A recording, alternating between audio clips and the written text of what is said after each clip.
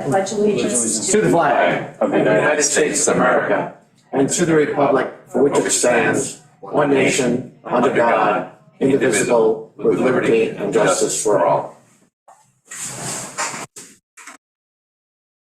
The first item on the agenda is WQIAB, and we've got some new forms. So I thought I would let you, James, just, what prompted. So, as you recall, it came into being like in 2017 with with a clean slate, so to speak. We had no guidance, no whatever. So we developed our own protocols, and frankly, I think they got a little confusing even for people on the committee. But the watchword at that point was, hey, let's get these things in the ground. There wasn't that many criteria, even though the process was a bit onerous. Mm-hmm. And the rebate available from the town was $15,000. Along with that was always with the county and the state. So there were a number of applicants then. The majority of them then happened. And then slowly but surely things started to slow down. Real estate sales slowed down. The CPF funds dwindled a bit. So the part that came to the WQI was cut back, and we sort of got the word from on high that we needed to be more restrictive about what we were doing with the money. So we came up with a sort of a point system and a grade that people would have to meet to have an IA. The minimum score was 55 points, and it was all based on where they were located, if it was a voluntary thing, if it was failing, if they had a bad well test, any number of things. Then things began to. Sorry, kids. Down. Sorry. To the point where, instead of like 20 or 30 applications in a year, we were getting like 3 or 4. And I think it was a combination of past experience of those who had applied previously, getting out to say, it's free money, but it's a pain in the neck to get. That and the tax thing. And the tax thing was also a thing that shot the whole thing in the foot, and, it took a long time to get that resolved. And it's not resolved for everybody yet either. So, in any case, we recently, in the last 6 or 8 months, came to the realization that we needed to do something different to try and stimulate, kind of along with the intent of the comprehensive plan and whatnot, to try to get more of these systems into the ground. To that end, we began to review the paperwork, which was crazy. Coco, God bless her, was stalwart, and she made it through some of the things that happened. But she was a big proponent of saying, you guys got to fix this. And being that we all didn't understand what we had done anyway, we sort of agreed. And along with that, with the streamlining of the process, we wanted to increase the incentive to get people perhaps more in the frame of mind that, hey, let's do this. It's a good thing. So to that end, we proposed increasing the base grant to, $12,000, incentivizing getting a pressurized shallow drain field, which I think we said $8,000, did we say? That's Or was it 4,000? Maybe it's 4,000. I'll have to go look. It's 4,000. And then also having a stipend for the well, and just making the process easier. And to some degree where, in these hotspot areas, we have discussed possibly an outreach program that we would try to get a bunch of people together and sort of shepherd them through it completely so that they didn't have to really do anything and lay out any money. So to try to get some of these older homes in the center area to replace their antiquated systems, we were thinking about trying to do some outreach there along with other educational things that just trying to get people so that they have a clear message. I mean, the good thing and the bad thing about the center proposal about having a centralized system, it's sort of, people, if they weren't really paying attention closely, they sort of got an idea that maybe the IA systems wasn't the way to go, because we sort of said that this was better than the IA systems. The IA systems had shortcomings and they didn't do certain things. So we want to try to clear that message up and make it plain why we think that a centralized system might be better for the municipal buildings and maybe other buildings eventually, and why it's still a good idea to put in an IA system, in any case.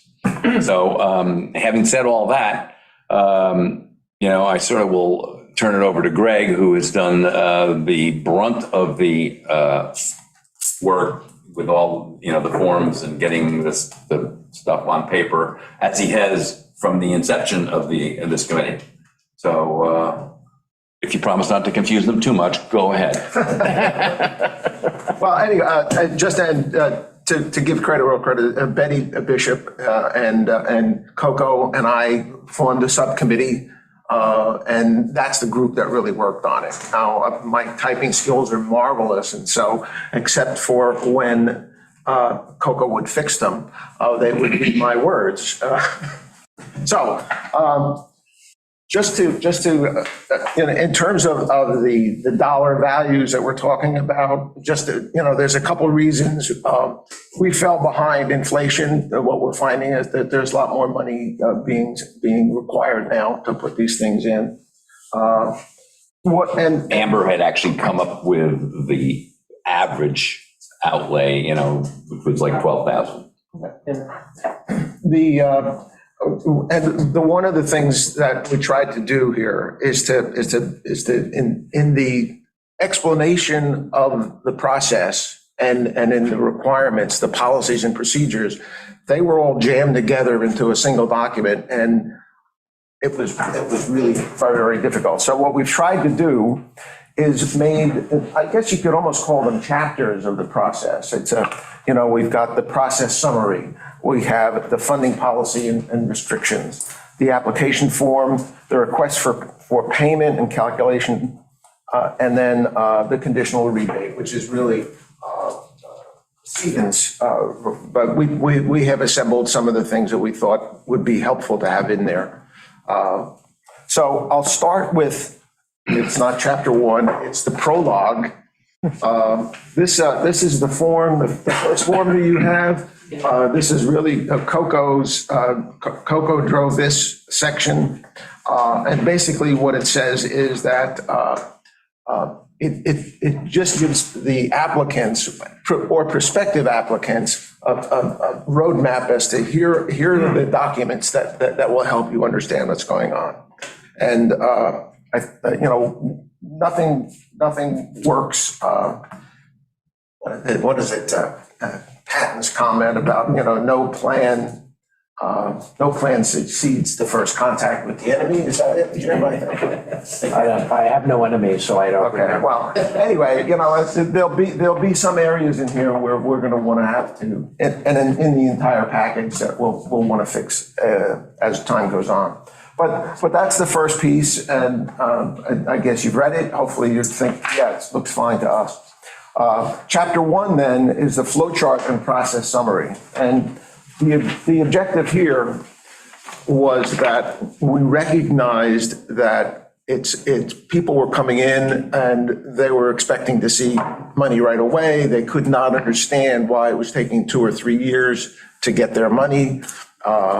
So what it's a flow chart, and then what follows it is paragraphs that describe in more detail what are in the flow chart boxes, and it's numbered appropriately so that box number 4, you can say well, I don't understand what box number 4 means. Oh, wait, if I go back here and read that, now I understand where I'm at.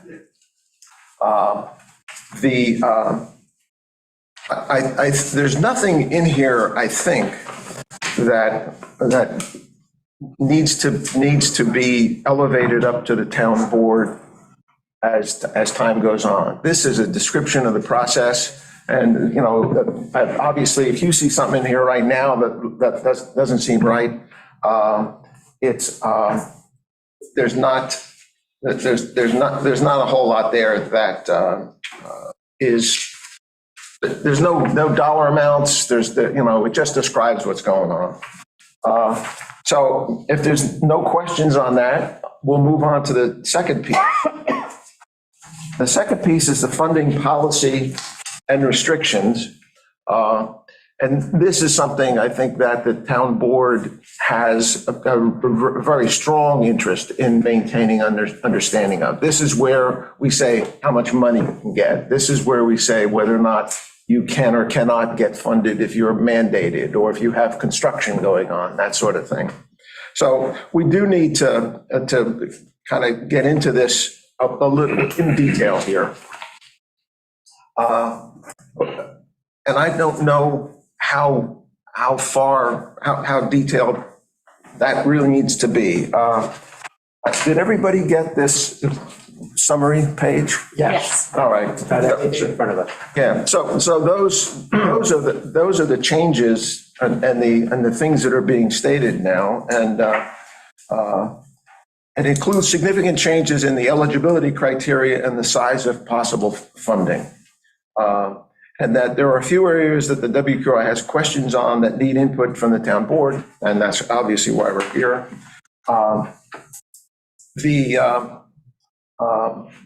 guess, the elephant in the living room, we recommend increasing the maximum base grant from the current 6,000 to 12,000.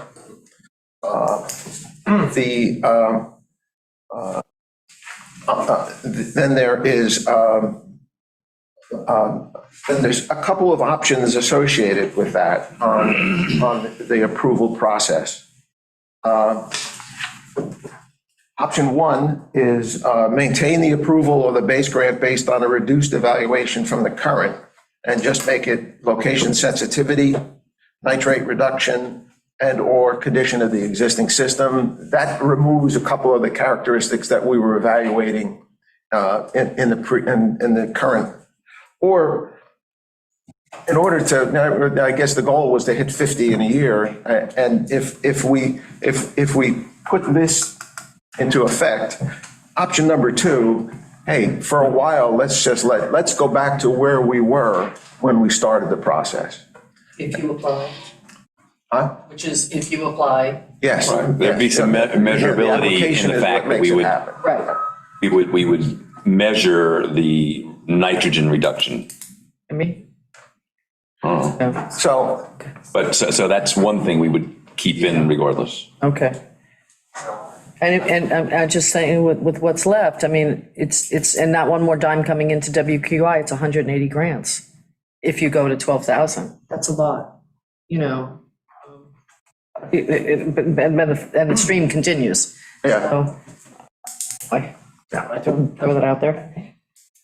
But it's a moot point if people aren't going to come. I know. Do it. Yeah. So, Not a big ask to me, though, yeah. So I don't know if we want to, how you guys may want to talk about this separately. I don't know if this counts as an executive session thing, topic. No, it's public. This is a public thing. Yeah. Is that 180 projected out? Is that all money guaranteed in the WQI? That's what's in there now, that's not Designated 2.2 for million. this? Yeah, no, it's not designated for this, it's in the WQI pot, but it hasn't been Earmarked for systems that are going in now. It's not earmarked for the Cornell Cooperative. All those monies have been taken out, the promised monies. Okay, So this is the free cash. How about that? right. yeah. Before we get into the talking about the money aspect of it, I just want to do a little disclosure statement and see if anybody has an issue. So I think, as everybody knows, I work for Shelter Island Sand and Gravel. And Shelter Island Sand and Gravel does install IA systems on the island. They're not the only company that does, but they do. And so, we work for the homeowners, so homeowners hire us to do the job. Homeowners will then also apply for county, state, and town grant fundings.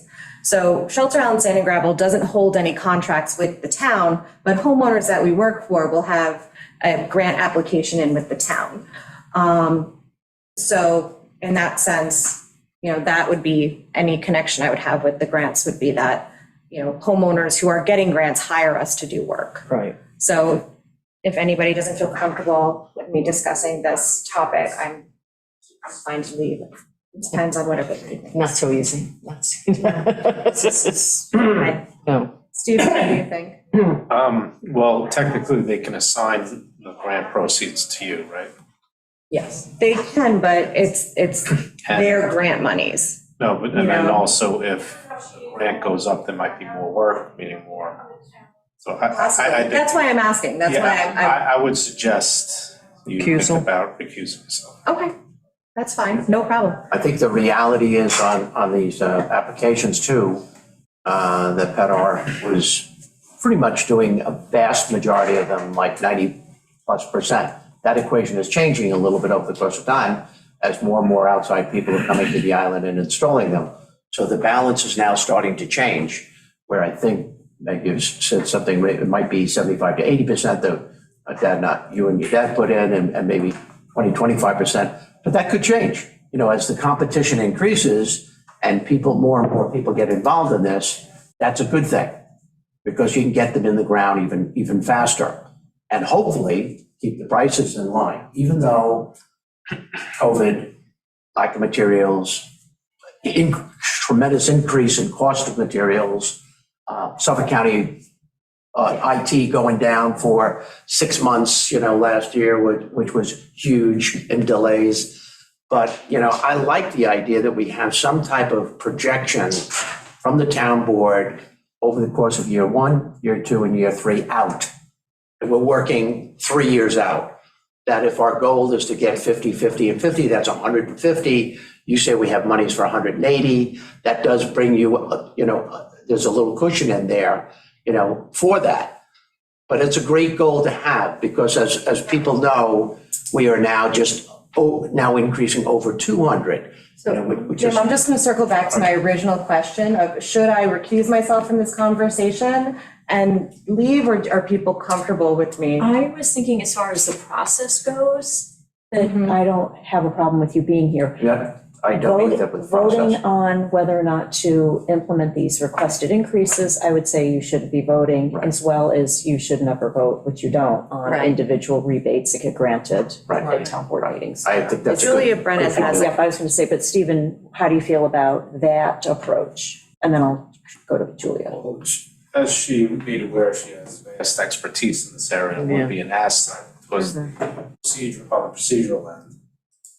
I agree with you, absolutely. She shouldn't participate in whether or not you want to raise the grant from 6,000 to 12,000. Right. But so if we can segment those conversations, then I think it'll be all right. So how do we want to go forward in this meeting? Why don't we talk about all the other changes that are being proposed? Besides the money, guys? And then we save the money for the end, and then make the leave. Okay, So- so you want to skip over this, the categories? And then Julia, you had your hand raised. Was this pertinent to this recusal question? It's pertinent to the discussion that you're having in this, to this degree. Online, you have available the proposed work from WQI on all the work that they've done about the policies that you're describing. But you've also talked about like a little, like maybe there's a one-page sheet that sort of highlights the things the town board is actually addressing. We don't have access to that. So it'd be helpful if you're referring to it to be able to see what that document is. Thanks. the summary sheet. Yeah. Yes, the policy revision summary. Okay, Christina, is that something you can work on while we're sitting here? Just give me a high sign when you've got it posted so the audience can. Thank you very much. Thank you. Okay, so back to you, Greg. All right, so we're going to roll over into document number 3, event, the application form and instructions. Wait, I don't think so. Oh, Can we stay in funding policies and restrictions only in as far as Sure. Expenses eligible, not eligible, because I see some red there, isn't that Right, what? yes, yes, there is some red in those. Okay. Oh, meaning that's what, I would you know. really not want Meg to. Right in the expenses. Oh, So oh, it okay. was- Keep it All right. to, Sorry. okay. Hey, Greg, I'm following you, sorry. Okay, all right, so we'll back to that. Yeah.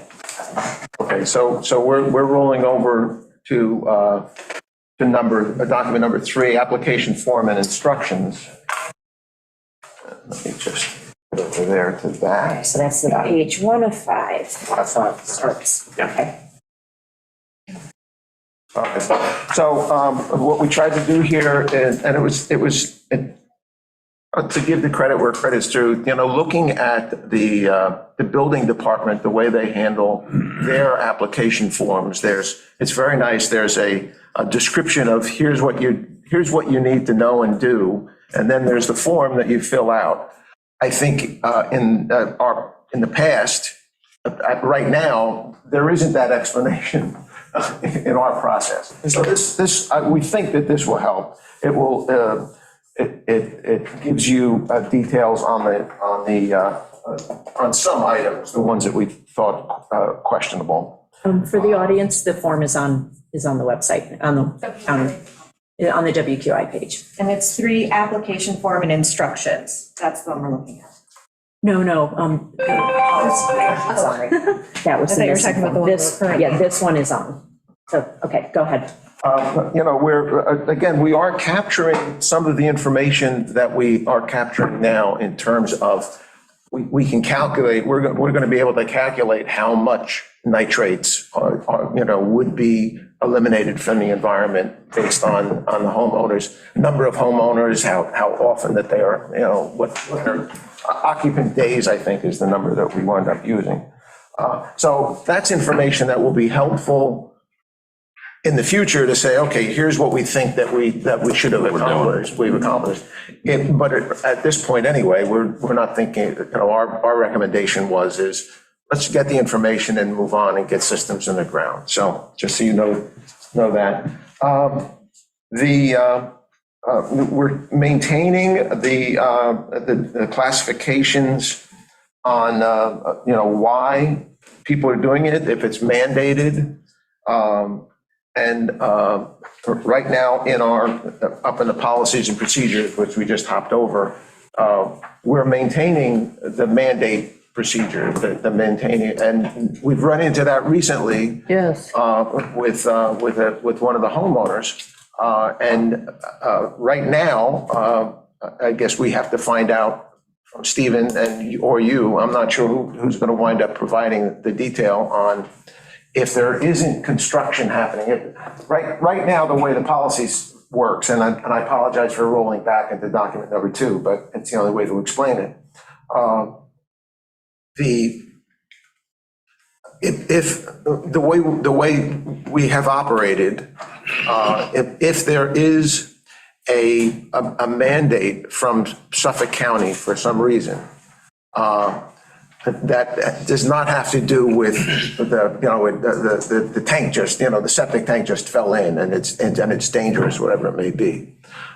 If you have a block septic tank and you say, okay, I want to voluntarily get, we cover that, that's good. If Suffolk County comes in and says, you have to do, you're doing something, some land use change, and you have to make that system that you have underground, you have to upgrade it. Right now, we have it where we're saying, if that is the case, if Suffolk County says you got to make a change, Suffolk County might say you can either put a conventional or an IA system. But according to our town code, which unfortunately I probably didn't bring here, our town code says if it's mandated, it has to, you have to do it, and we're not able to support the funding.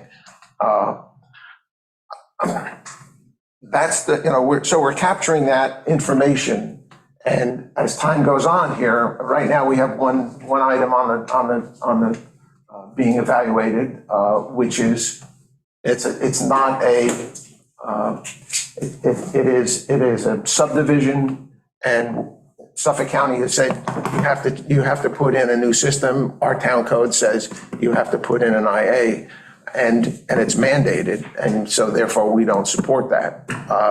We're capturing this in the application form because that is an unresolved, at least it's resolved and unresolved, I guess. In my mind, it's resolved, but. Practically speaking, any block system is deemed failing by the Suffolk County Health Department. And we as a committee have supported, people who were, for however reason they found out about it, we've supported giving them grants.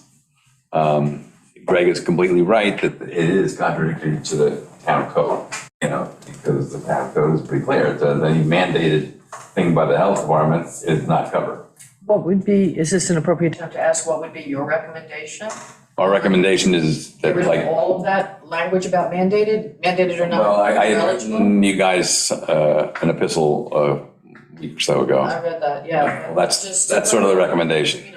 Yeah, Our recommendation is that we make a distinction between those situations where a project is like an expansion, increasing design flow, as opposed to someone who, however they found out about it, has a failing system and wants to make it right Without increasing design. without increasing the design flow of the property. okay. In this particular instance, there were two parcels involved. One of them had a conventional modern system Yeah, that was okay. The health department said, okay, that's fine. And the other one had a failing system because it was blocked. The net result of either one of them is the same amount of nitrogen goes into the ground. right. So our interest is to, wherever we can, encourage the people to get the right system, and and we don't want to have people say, I'm not going to look because I don't want to be, I don't want to all of a sudden then won't be eligible for the grant. So our approach to this has always been that we, have said that if it is a block system, even though Suffolk County mandated it, Yeah. that we would cover. So back to your original statement, expansion versus a failing system without increasing design flow. But don't we now allow the increase of design flow? If someone will pay for the difference between what they need and what they want? No. Do we allow that? Well, no, wait a minute. You know what I'm- Well, I mean, Am I confused? you can put a bigger system in, for some time in the future. Right. You would have to wait a minimum of 3 years before you did anything. Right. But you could put the bigger system in, but the WQI grant would only cover the system that would be required for your present need. And so with that same rationale, I think should be covered if we say, when it's mandated, if you want to have Well, it would be, it's different, but the same, yeah. the same, right? Yeah, a little bit. And I'm the minority, what initiates, and typically, if somebody has a block cesspit and they say, they get it pumped out, they say, wow, that's really not a good thing, it's dangerous, will fall in. They initiate that action themselves. It's initiated not because they want to do a subdivision and maybe there are other land use changes that I don't know how to describe, but this subdivision in this instance is just taking a lot and splitting it into two, right? So there's no construction. But the homeowner did not initiate that action. In terms of putting in, the homeowner initiated by requesting the subdivision. And so that is the mandated piece. Though in this That triggers the instance- mandate. In this particular instance, though, it's not like, let's subdivide our property.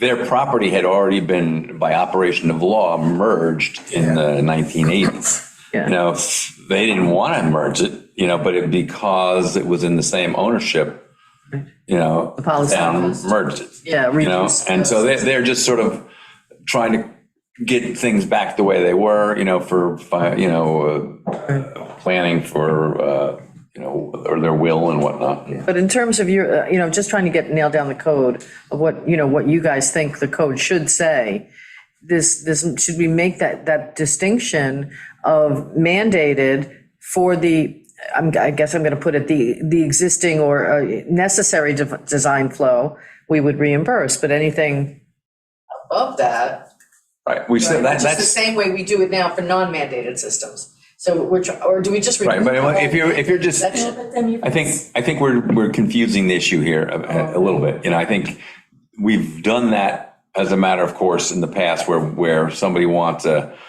system that is for 4 bedrooms, or they're entitled to a system that's for 4 bedrooms, but they want to put a bigger system in for something down in the future, which would not be within the 3-year period that they would have the capacity without tearing everything out again. Right, To put it in, so that they pay for that extra amount. right. And that's what we've done. And I don't know if we need to codify that more than we have, but this is sort of another situation where, the town code is pretty clear that, it's mandated by the county, but that's only because it's failing. And these people discovered in some fashion, Greg is on the point about, well, how they discovered it Yeah. is part of his deal. But, we were treating it the same, whether it was, if it's not increasing the design flow, we support it.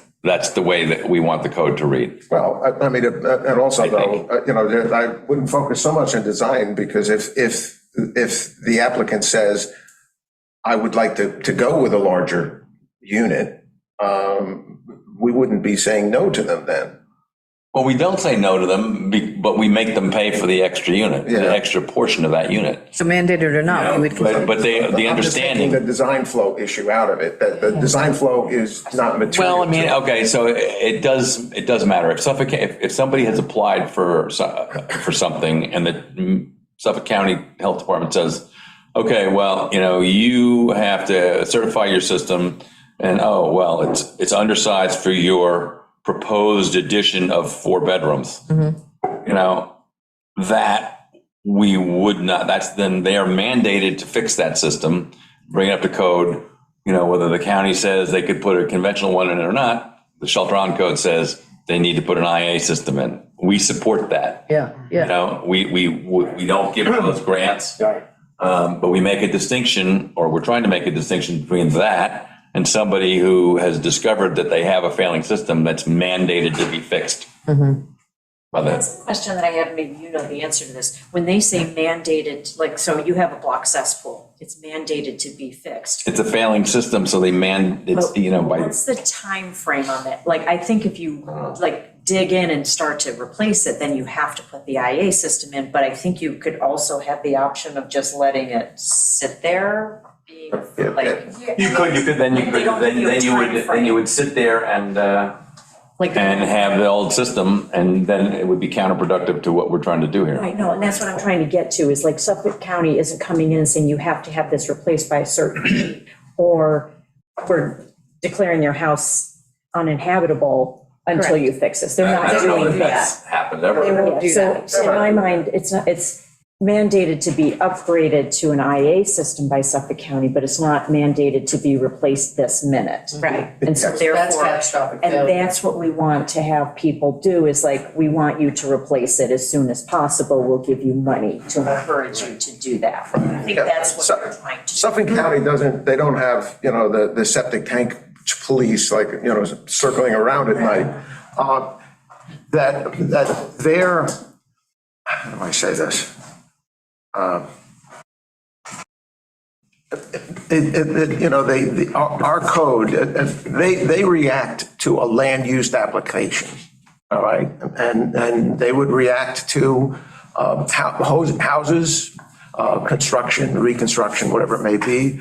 And then the this subdivision is another sort, in my mind anyway, is another sort of land use change, although it does not require that there be any increase in the function. So if your question on the town code, if the town code said something like land use actions that, you know, Suffolk County Department of Health Services has determined that a land use action such as a new construction requires an upgrade, that Shelter Island code says that has to be an IA system.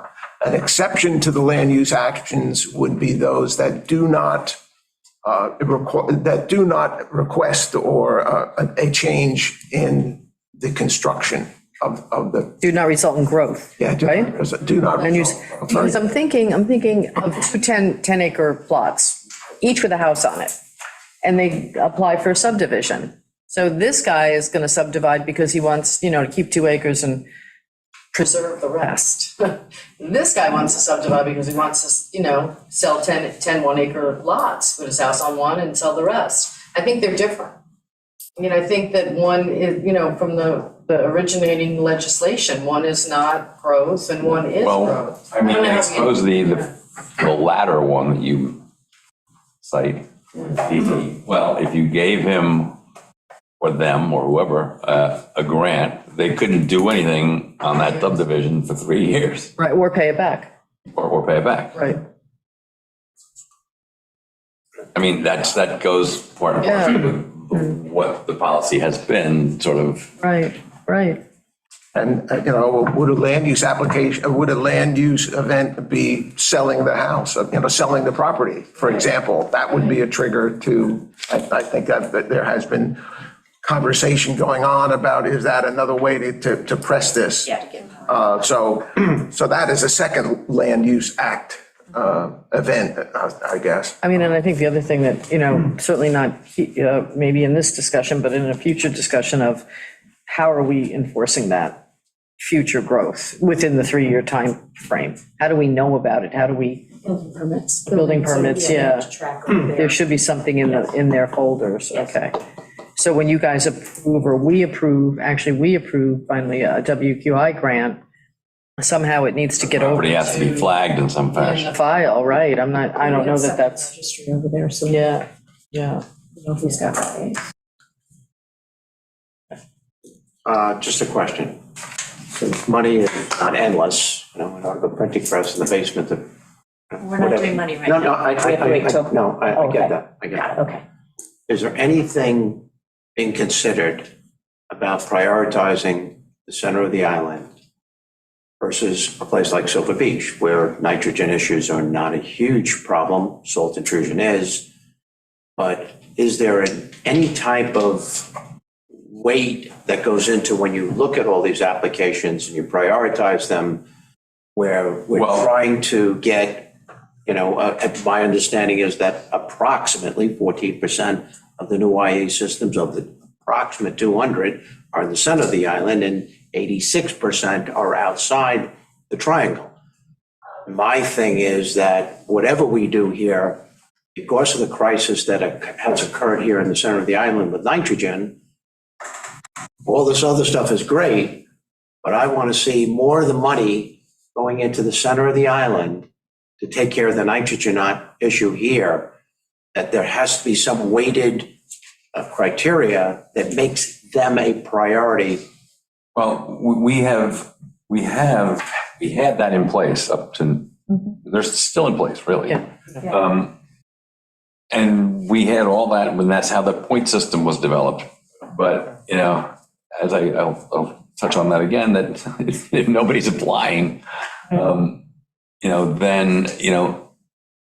what's the point anyway? I mean, I think we can also, we're keeping sort of the framework there that if we need to reinstate that criteria because all of a sudden we're flooded with all these applicants, then we want to be able to say that we can be a little more picky about it.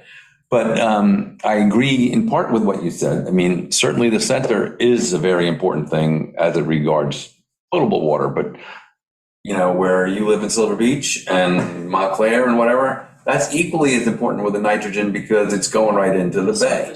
And it's hurting the shellfish and it's making, you know, like Banana Creek dead and, you know, any number of things. So I think there are a lot of sensitive areas, maybe for different reasons, that we should. Well, I You know. think the reason I brought it up is that when we talked about correcting the nitrogen problem in the center of town, we talked about the term multi-pronged approach. We had this magical thing called the municipal wastewater that which is going to service all the municipal buildings, the school, the library, and a few other things, and maybe expanded down 114 to service. And that now has gone to the back burner because the school has pulled out. So there's no time like the present to try to encourage people that live here. And I think a lot of things worked against us here. You know, every $1,000 means something to somebody. It didn't surprise me that we weren't getting a flood of applications from the center of town, even though it's a very apparent from all the testing we've done that there's a crisis of nitrogen in the center of town. Well, But I'm just saying that somehow or other, to me, I would want to see more of that pie being cut up to places like the center because it sits on to the center of the island. It's got the biggest, thickest lens of water, goes to all parts of the island. I know where I live. I'm 300 feet from the water, but I just think the critical thing here, regardless of what we talk about in changes here, is that more incentives. we agree with you, you know, and to that end, you know, unlike most of the other areas, Silver Beach, now Montclair, Hay Beach, you know, the Heights, Ram Island, they have homeowners associations that represent them, and it's easier sort of to hit them than the center, which is sort of doesn't have anything, and generally older homes, maybe, you know, less disposable income and whatever. So our thought was to try this outreach to people in that area, you know, Right. to take a street, maybe to start with that and see, hey, if we do this, you know, and we get you all together to put this stuff in, you know, and we take care of the paperwork and the upfront costs, would you be willing to do it? You know, and that's sort of what, you know, we kind of dubbed it the concierge service for a group. And we wanted to target that center triangle area. You know, you know, back to your basic question, the only stick we have is either saying yes or no to an application. That's the only stick that we have this moment.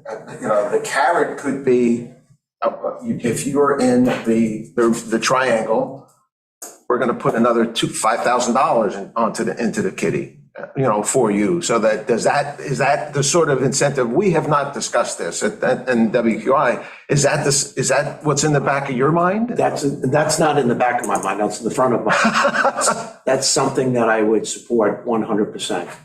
You know, I don't know, again, I'm speaking as an individual here, but a person that doesn't live here, but the bulk of the year-round residents that live here, and by the way, they are the most unrepresented people in this town because they don't have a neighborhood association.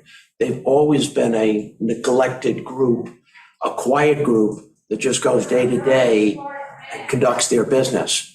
But they do make up a vast majority of our year-round residents. And I think it's incumbent upon local government to be their spokesman because they don't have a neighborhood association and support them, especially now, because again, this multi-pronged approach, a lot of it is going to be in getting new IA systems in the ground. And what better place than to target the center of this town? We agree. I can tell you that in my experience, the people that I spoke to in the center who wanted to upgrade really had a problem with the taxing issue because it would affect their tax bracket in some cases and they couldn't afford to do it. So I did have people turn it down in the center of town because of the taxing issue. But now that that's been resolved, it may be easier to reach out to those people and convince them that it's in everybody's best interest. Because the tax really did mess up some people's finances, especially people on a fixed income. It had a big impact on Security and Social Security and their Medicare. All of them. So I mean- they really did opt out of it because of that reason. So, And by the way, I think it's much bigger than just the tax issue. I think it's just a question of how much money people make that live and work here in the center of town versus people who live in multi-million dollar homes. I can afford it, that it's not a big deal. If I have to pay that extra $10,000, $12,000 to do the right thing, it's affordable. Just drop $15,000 on replacing the front porch, and the side stoop. That's not a big deal. For a person who lives in the center of town, that's huge.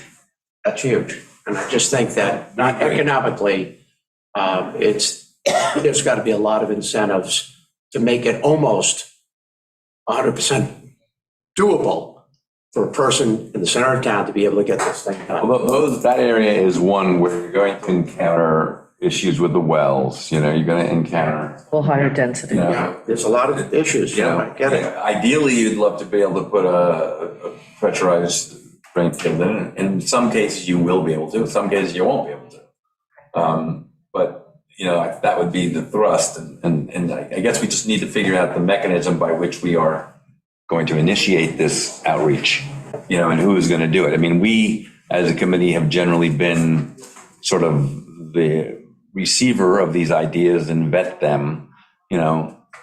We could maybe through another entity initiate this outreach, try to noodle together and get it going. Let's get back to getting this Yep. paperwork Okay. taken care of. So Yes, so we can get to work. to the next step. Yeah, the one thing we had that we've been talking a lot about block septic tanks, and we are asking people the type of current system. We're saying a block cesspool, it's failed as determined by Suffolk County Department of Health Services, although they're not requiring you to, they say that's a failed system, and if you, so does that mean I have to change it? They'd say, we can't make you change it. Okay. A block cesspool failed emergency replacement is something different. That is determined when the dog falls into a hole in the backyard and it turns out you pull him out of the septic tank, he's fine, don't worry. Where it's all going in your base. Yeah, but in that case, that's a special procedure that Suffolk County Department of Health Services, they come in and they have an engineer there and they do the deal right there. They say, okay, bring in the backhoe, pump that out. That's the catastrophic failure that. That's the catastrophic, yes. That's the failed emergency replacement. And we're, again, this is part of we're supporting that. That's something that we support. That you have to. No, the county is, we were first, the town was first and said, if you're replacing, you have to put in an IA system. The county finally got to that point where they said, if you're replacing, you have to put in an IA. no, But they in an still don't emergent- always make you. Well, I was just saying catastrophic. In catastrophic, they don't make you. Right. But are there any other instances where they don't make you? Well, essentially, if you have a failed system and you're doing an emergency replacement, that would be the method with which they don't make you. If you're doing construction and you're renovating, then it's us who makes you, because the health department will say you have to upgrade to this bedroom count, and we say because you're upgrading your bedroom count, you have to do an IA system. There are instances where the county still allows for a traditional septic installation, even if you are increasing bedroom count, if the bedroom count is under, I believe, 5 or 6. So they'll let you keep a traditional system up to 5 bedrooms. But once you go over that, then they have a requirement that you put in an IA system.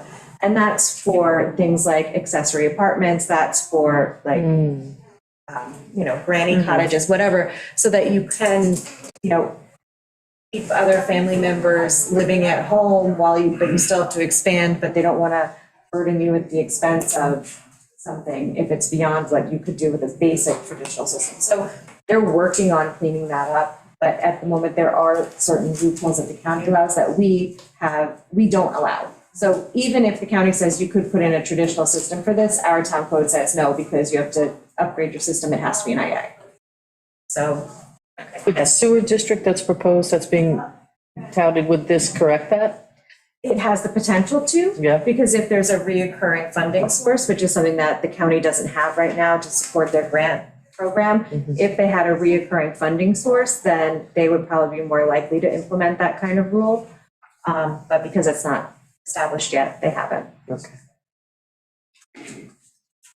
I just wanted to understand, like where we want to continue to encourage people in emergency situations to Right. upgrade to the IA instead of the conventional, even though it's an emergency. And there, That's a very special procedure where you're not hiring an engineer to say, here's how you should do this. And, that would take weeks, let's say. This is where a guy comes out and he says, I got my slide rule.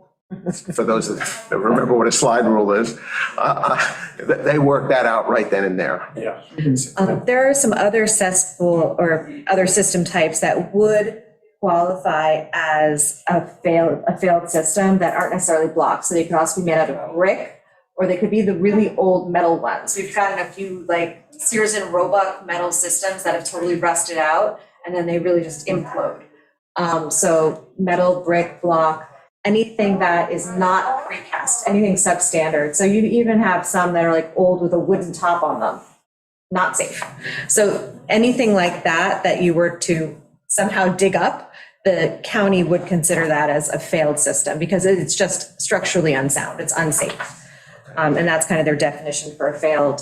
And then when it comes to a traditional precast system, they would consider it failed if it's no longer leaching. So if you pump it out and it just keeps filling up, it means it's completely silted and it can't drain. So that would be considered a failed system. If it's constantly backing up into your house, or if it's creating a pond in your yard, that they would consider failed. And that fails because it's no longer functioning, not because it's an unsafe structure. Okay. And that's interesting to Do we need to add those to? And a failed system like that where it's not leaking, that would not be an emergency. They would say you get an engineer in here right away, Correct. right? Yeah. The only time And if- they would consider it like catastrophic is when you have a hole in the ground and it's open to the environment and someone can fall in A and danger. it's a danger, yeah, immediate health risk and danger.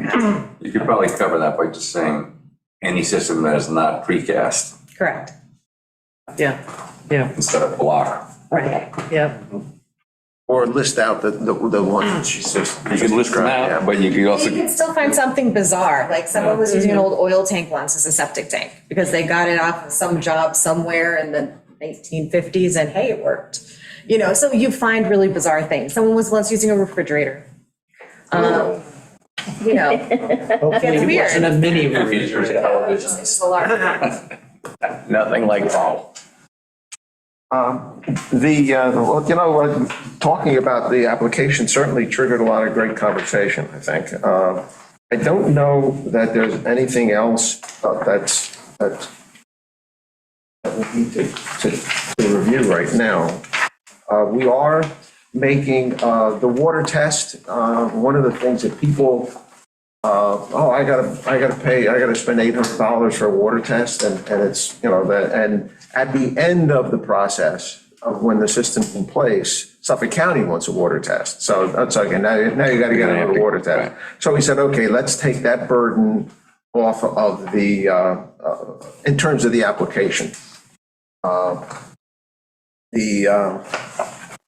And I think that pretty much is the entire modifications that are significant of I think anyway.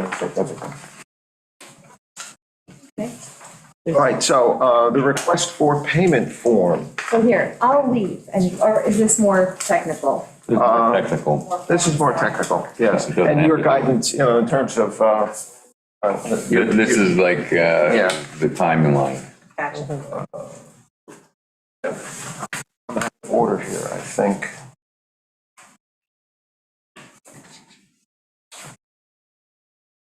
Request for payments over here. Okay. Got it stapled together here. if you want. Yeah, stapling would have been a good idea. The request for payment requirements checklist, a similar situation where we said, here's what you need to do with the, fill the documents out and submit them. And then there's a list on page 2 of 4 of the checklist. And it's a trigger for things that people are supposed to do. This says it's page 2 of 4. And it is, a Xerox of the Suffolk County final survey, the vendor expenses, owner certificate. There's a couple of other forms that are legal forms that originally got into the mix because we wanted to make sure that people were, if they were saying, here's what it cost us, they didn't somehow erase the number and bump the other one up. So, Rick, just out of this checklist, just out of curiosity, I'm looking at perhaps an elderly couple that, finds this almost overwhelming, just looking at it. That's why we're, the outreach thing. Okay, so the outreach will. That's what I'm thinking. Okay, all right, thank you. And it also, it triggers verification, the Shelter Island Well Registry has been filed, if it changed. Shelter Island's septic registry has been filed. Now, those are things that we want to have in place for the good of knowledge about what's going on. So, put it in here. Oh, you want your money? Verify that you did these other things. So that's that checklist.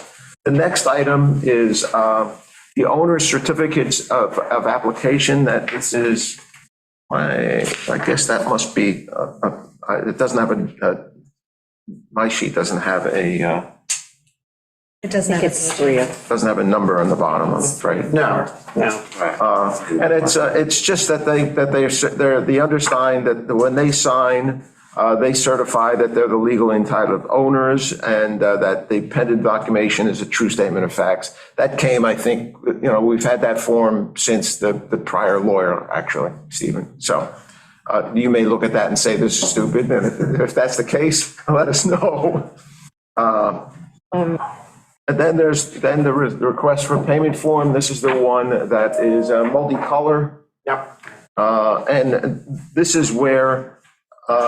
This is probably the most important. Yeah. This is, originally we were trying to figure out how to pay people directly from Shelter Island, and that's no longer the policy. And that we speak to that when we send out, when the town sends money out, it's going to the owner, and the owner is responsible to pay. So Also, we do not pay vendors directly. That is correct.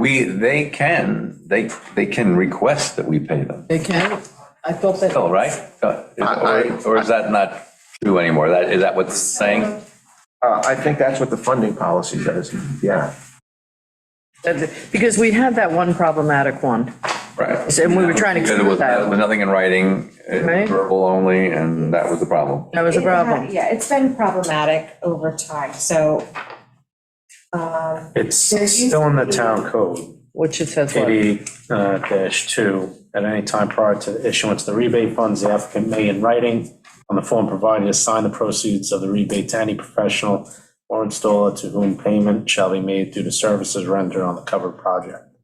Operative thing is in writing. I don't see Yeah, that and form may. included in this packet, so that form seems to have been. Stephen, what portion of the town code is that? That's section 88-2D. So is that something Okay. you want to change? And I mean, take it out of the town code? Yeah, that's what I'm It wondering. might make it more streamlined if we're dealing with the owner and the owner's dealing with the contractors. Right. Right, I think it's clarity, Right, right? right. Now that we did it because of the tax issue. That's right. Because we wanted to be able to issue the 1099s to the people who did the work, and the Right. homeowner was getting a smaller 1099. Yeah. But since that problem's gone away, why not make less work for ourselves Yeah, and change the town code? And less confusing. and less confusing. If the vendor knows the payment's coming from the owner, they're not coming to us. Right. Yeah, it's also represents a little bit of series of checks and balances, I think, there too. When you're getting the money, then dispersing the money, it's a little check and balance there in terms of lining up those funds, Yeah, you know? I mean, generally, we don't get contractors coming to us, it's just that one instance. yeah, that's about the only one I know of, but I, Right. you know, I didn't know if it happened before my time. So this form then is still adequate for this? Yes, Yes. the appropriate. Yeah. So Stephen, if you could make a note to change that. And not, you know, that it's a little cleaner. We kind of, you know, the expenses paid has been expanded a little bit for items that we discovered that we have added to that list that we cannot be spoken of because it's in the policy. So that's the application, and this, it defines, okay, you need invoices that say paid. Right? And this is, Coco has done a very, very nice job of putting that all together on the existing applications, so. Yeah. And the one thing that, just because I do maintain that spreadsheet and I used the information that came off of these forms to show like how much was it costing homeowners out of pocket, and whether or not to raise it. So I guess maybe when we're getting the paperwork, and this goes to you, Coco, and when you're training, you know, any new clerks coming in, to, even though the costs exceed what they will get reimbursement for, if it's an eligible cost, put it on here so that we can continue to track to know whether or not we're, you know, Percentage-wise. yeah, if we should be providing Yeah. more incentive, or if costs, you know, if costs drop because we're getting past this period of, you know, post-COVID price increases, then we know we don't need to cover that much. Hope. Yeah. Okay, so are you clear on what's being discussed? I'm not right now. Yeah, I mean, Yeah, no, I understand. We just have to change the wording because as Meg pointed out, often they are spending more money, but they're only giving us the invoice. Yes. So that would be. because they figure they're not going to get paid for it anyway, so they just put in what they Right. think they're going to get paid for. The wording and have a conversation with All them. expenditures. Yeah, it's just, it's Needs to be useful, reflected. yeah, it's useful information for It the is, town. And we yeah. are actually, I have a spreadsheet. Yeah. Now, it's good to know the percentages Yeah. of what we're giving them versus what it really costs. Yeah, and also we also know how much it is costing, because people often ask, oh, what's the average price? You know, it used to be, oh, you could get it done for, you know, between 20 and 25,000. Now it's like 33 to 35,000 is the average, so. You can just say all fields mandatory. Yeah, right. Okay, so Like you could say that here, you know, like, don't just put in what you want. Right. Mm-hmm. All expenditures, whether they're reimbursed or not, should be reflected. Eligible expenditure, Eligible expenditure. because we don't want to get their $10,000 free. and then would we put this segment of in that, if we see a need to make some modification, we'll let you know, but it doesn't require your approval, right? Yeah. Right, yes. Yeah. The last thing, and it's not our document, actually, but we have run across a couple situations where, and it was in our own process as well, where we didn't, we had, you know, you have 3 years, but it didn't say when the clock started. Oh. So there are some sections here, and Stephen, I don't know if you've looked at this in detail. These are recommended revisions, but, you know, you'll do them or not, obviously. This is your document. You know, for example, you know, the approval amount right now says $6,000, and it's on the back of this colored page. It's on the back of the color? Yes. Page 1 of 6. It's the septic rebate agreement. Yeah. Got it there? Yeah. There we go. Oh, no. Stephen was having just another order. I'll take a look at it. Okay, yeah. The title, low nitrogen sanitary. Our stuff is just the red stuff. We're thinking. Yeah. And, you know, Cocoa. the item that, the item to discuss is what is the clock start date? And our recommendation, I think, as a committee, the WQI, was that it ought to be the red stamp, which is, that is the point when the county says, okay, we see your design, we've seen your survey, you can now go ahead, here, you have a plan, and, make it happen. It's our regulations, here you go. Yeah. So that red stamp is, I think almost universally, again, in quote unquote, our documents as well as yours, where that's the clock start date. And we thought that the red stamp, that's the point where Suffolk County is saying, okay, you can go. But if there's a terrible windstorm, things happen, and you can't get a contractor in to do it for some period of time. You could also do it from the date of the green stamp. Now, the green stamp is when Suffolk County has looked at the system that's been installed based on the red. They put that green stamp on and say, okay, now that could be. That could be a year out. Sometimes, if there's a covenant for the well or anything like that that needs to go on, it could be delayed forever. Yeah. And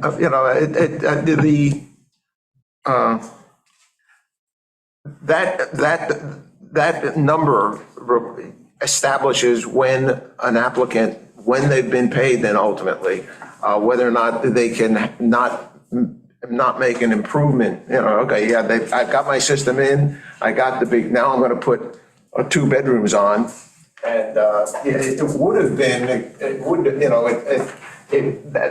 in our procedures, and I think it's in your document, that it says, in that instance, you have to give the money back because you came to us and said, I want to voluntarily put this system in, the IA system, and then, okay, I'm done, I got my check, okay, now I'm going to put the building department and say, here's my application to put on 3 more bedrooms. Our conditional rebate agreement basically says at that point, you guys got to give us the money back. I think it's number 19 So on your document. What's the Okay, recommended? so we're going to bifurcate it. You can, or no, we're going to do one, because I'm thinking I think we're gonna- red stamp to get reimbursed, green stamp before you can do 3 any. years from the green stamp. Yeah, which sort of just pushes it out a little bit further. Yes, if it's the green stamp, it pushes people, Yeah. it pushes. Then you may not. That's going the other way again. With the voluntary. I think it's been red stamp, and I don't think there's been any giant amount of problems with it. I think it should stay red stamp. Yeah, I would keep it. But not 1 year. Because they're, Well, they have 3 years and they can It's apply saying- for an extension. Roman numeral 5, number 8, it's saying 1 year timeframe too short. That's a slightly different, that's a different topic. That's a different thing. Yeah, I was getting confused on because that. the red stamp permit has an expiration date on it anyway, so it has to be done within a certain time frame. The construction itself. And so then they'd have to get an extension on it, and then you would go by the new stamp date of the extension. So, even when you get your red stamp, I think you have 1-2 years to install the system. So then if you need an extension, then you'd get a new stamp date, and you'd restart your clock on your 3 years to construction. So Meg, what is the general, from the time you get a red stamp that construction is completed and a green stamp? Well, so it really varies depending on project. You have some people who are super eager to install, so as soon as they get that red stamp, they're installing. And if it's a simple process, then the green stamp is maybe 6 months out. So they can get the whole thing done within, So if you're an eager beaver, at 1 year should be you can turn sufficient. it around in, a few months. So 1 year sufficient. Yeah. So we should make sure they're eager beavers, make it 1 year. But no, 'cause which is there's- reasonable, and then they can apply for an extension. I'm confused, Steve. This is to the WQI. Time for completion. Yeah, I mean, well, in most of our experience has been that it's been multi-year.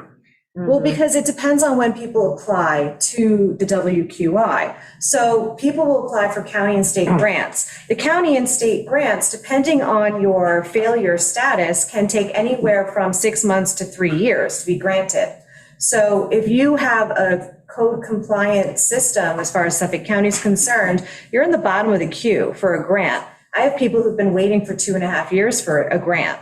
So if they applied for WQI at the same time they applied for the county and they got their red stamp at around the same time they applied for county and state, then they're already renewing it and they still haven't gotten their grant from the county yet. And what actually happens is that the county doesn't sign off on the final design until the grant's issued. So they'll be sitting in the queue for 2.5 years with a design that's pending approval based on the grant.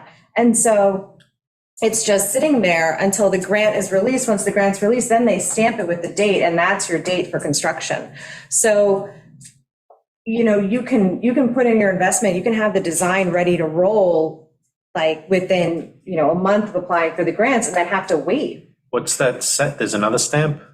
So with the. You have So the way the county reviews it is in phases. So you get your engineer, you apply for the county and state grant, your engineer does the design work, they submit it to wastewater. Yes. Wastewater provisionally approves it without a date. And no So Red. you get a red stamp. Yes. So then they send it out so that your contractor can put in an estimate, because the grant needs that estimate to approve and move forward.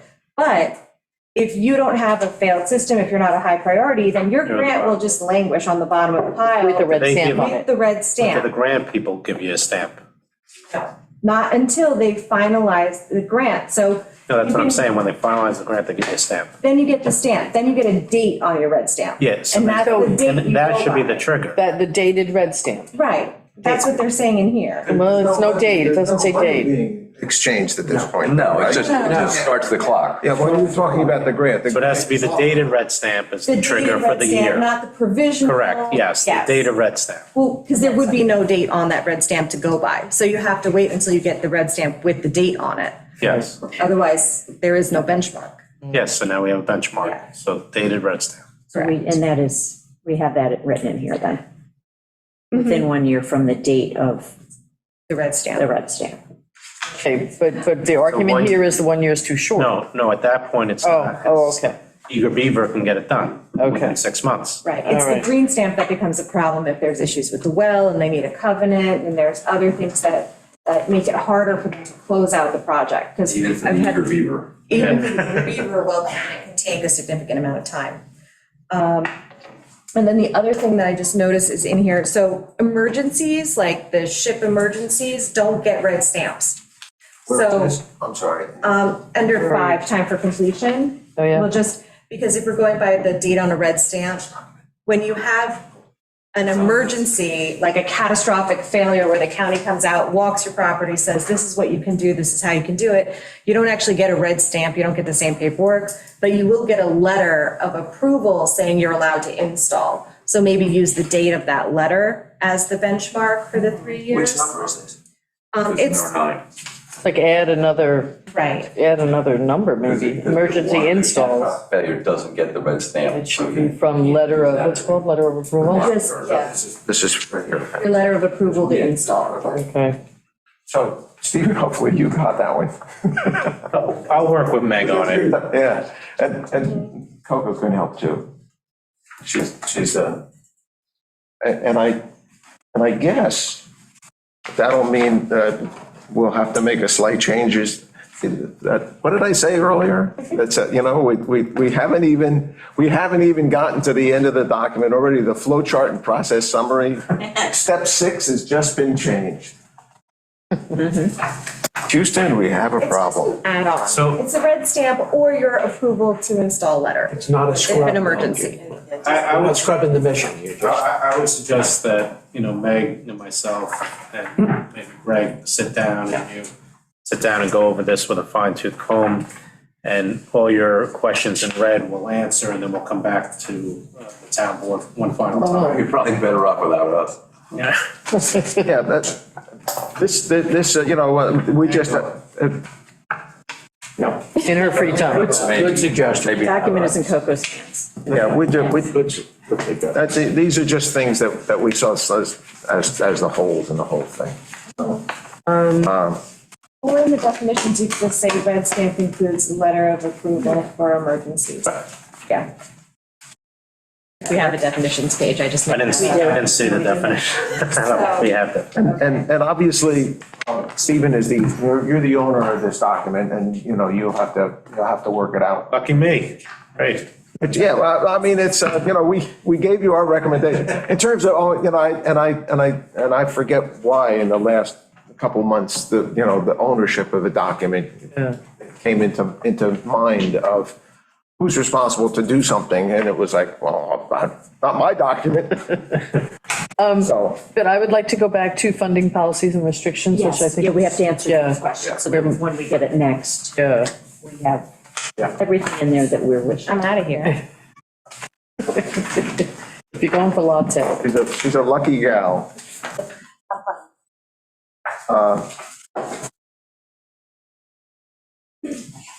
Okay, so, 7. this is really the meat of the changes, and it's in here where if we wanted to figure out a way where Jim's thought of how do we get more of an incentive, this is where this would be. This, I see this as the true legal section of what we're established to be doing. So any insight on help here would be good. We had been speaking about the rebate amount. All right, so that's a question to come out at the end. Let's go through this whole segment here. The base grant. So are you And back then- on your policies and revisions? Yes, we're back on page, The first. it says 602-2023 G, and it doesn't seem to have Book it. 7, under funding policy and restrictions. Okay.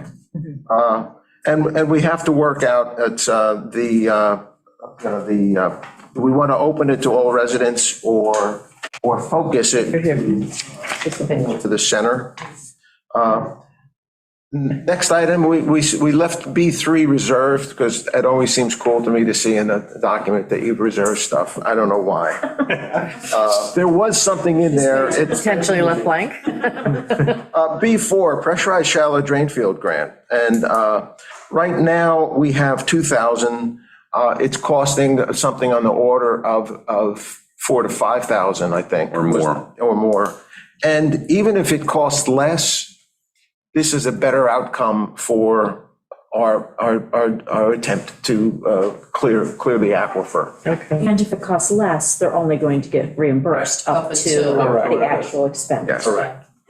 Okay, so 12 is the recommendation, then 5 He also gives an incentive for of PSD. $5,000, I believe, for pressurized shallow drain. Great. And it's a difference maker. And the one rub on not, okay, a contractor says it's going to cost you $3,500 to do that. If that is rolled into their request for payment, and if how a contractor would be able to separate that out, if it is a benefit, and if somebody says, okay, I'm going to put the pressurized shallow drain field, it's going to cost me $4,000 more, do we want to just carry that $1,000 over into their overall amount?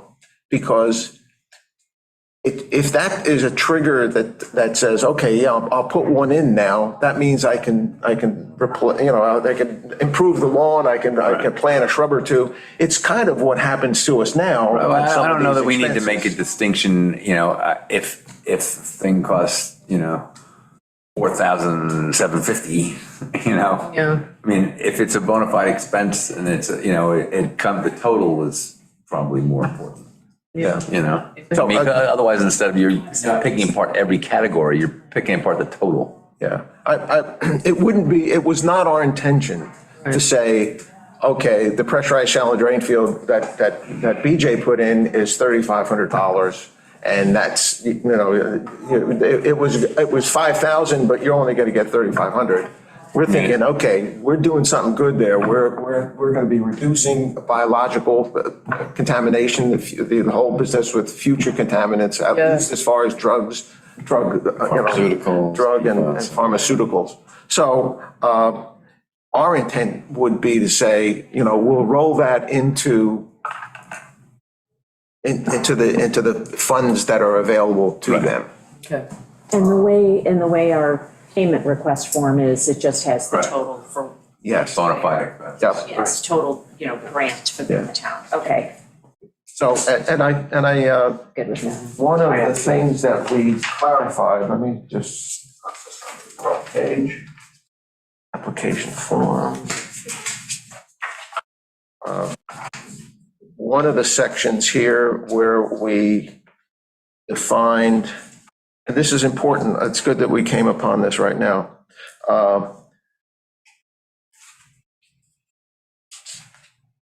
In B.1, I should have made this as something to bring out. The last sentence in B.1, the rebate categories.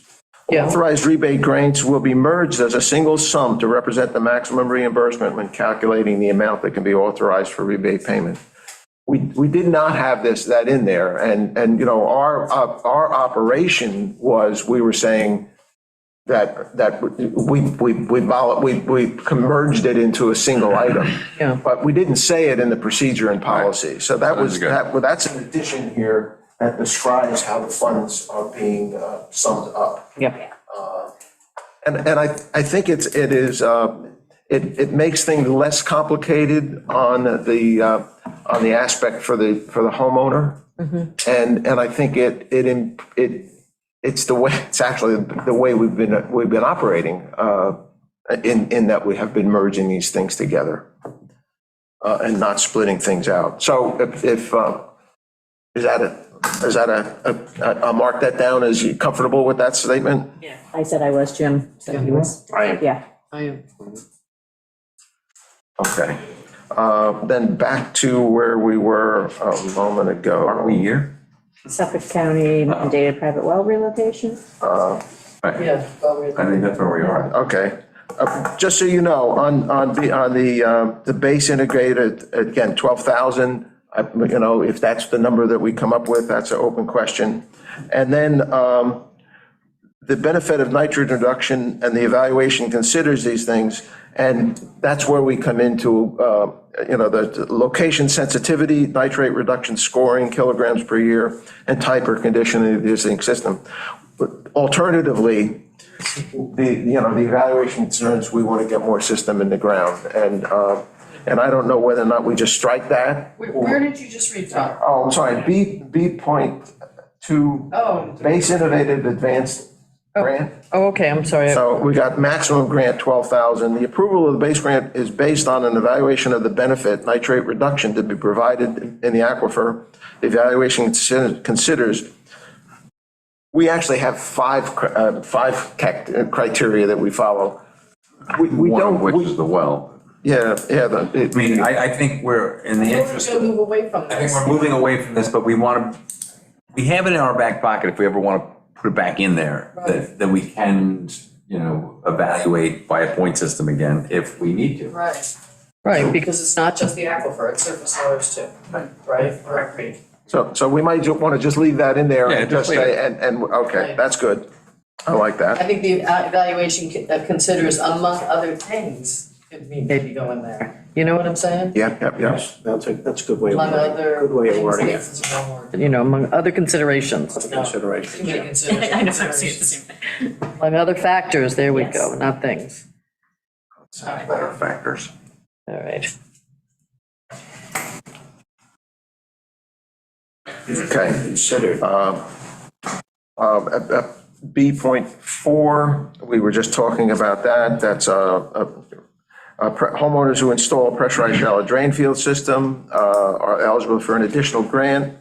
additional reduction, the reason additional reduction of nitrate contamination and reduces the contamination of pharmaceutical and other compounds. This rebate may only be granted in conjunction with an IA system installation. Now, what that's saying is. You can't just come for a PSD. And we put that in there. Now, if somebody has, their rings, if they installed an IA system 2 years ago and they come in and say, hey, I heard great things about that this works. We've left it like this right now. Right. Because we didn't want to go to little tiny things like, so I think the thought would be is to leave it in that. It may not have, that language may not have been in the earlier vision. So that was a clarification, if you will. And we're talking about the maximum for the system. Then private well relocation grant. A $4,000 rebate will be provided if the Suffolk County Department of Health Services mandates relocation of a homeowner's private well to install an IA system. A lot of times it's either a distance thing. Sometimes people have wells in their basements and, the Suffolk County says, no, you can't do that. The payment status will be based on the Suffolk County and contractor documented evidence to be provided in the septic release of funds form. So in other words, we don't want to just have the homeowner saying, oh yeah, I got a new well. We want to have something specific that says, hey, you have to do that. And again, the rebate can only be granted in conjunction with an IA system install. So we have that amount too. Let's circle. It's actually an area where if we can get a certain number of homeowners on a street in the center, then coordinate well moves. So that we can minimize well moves. People are just doing one-offs. It's all static around them, right word static around them, and then the next person's stuck with that person. So if we actually increase all these increases and all these different things for. 18,000. And fields of that nature and grants, what percentage of the average, now going from 70% to 90% of installation costs? So roughly, if you take a look at the upper end and you add the state, county, local, again, I have to have my well removed. This should cover it, I would think. There are systems. It sounds to me like you're getting very close to full coverage. Right. So I was going to recommend is that, as the incentive, if you really wanted to go the full gamut here, is that for the people within the triangle, if you really wanted to put an incentive in, that it would cover the entire cost of what mandatory must be done. Everybody else would follow a formula, might cover 95%, might cover 85%, might cover, 92%. But for the people who live in the triangle, it covers 100% of the cost. And that could be part of that outreach. I'm just I don't think we have to put it in the. I'm just looking at it as the ultimate incentive is that you're not it's not going to cost you anything. We've paid out 46 grants so far. We've awarded more, but only 46 in total have been paid out. The average cost has been $33,500. The average cost after state and county grants is just shy of $13,000. And that's the average, and that's And that's inflation is not, that doesn't reflect inflation, right? Yeah, so another thing which I love to get people, incentive, you have next 24 months, you live in the triangle, get full pay, 18 months, whatever magical thing it is, to get it done now, to move them now. You really want to get people motivated? Here's a period of time we're designating from September 2023 to 30 August 2024, or a year and a half, or if you thought 2 years. This is a time where you get full payment of the IA system in. If you live in that triangle, this is the time to go do it. And again, it gets that push out, and it's a hell of an incentive to move now. I'm just talking out loud, but I just think that I really do want to change what's happening in the center of this town. Well, It's a big loss. Losing the municipal wastewater thing was a big loss in my mind to what we could have done, to clean up some of the nitrogen issues here. But if we're going to go to a multi-pronged approach, we have to get maximum participation. You got 14% of the people in it.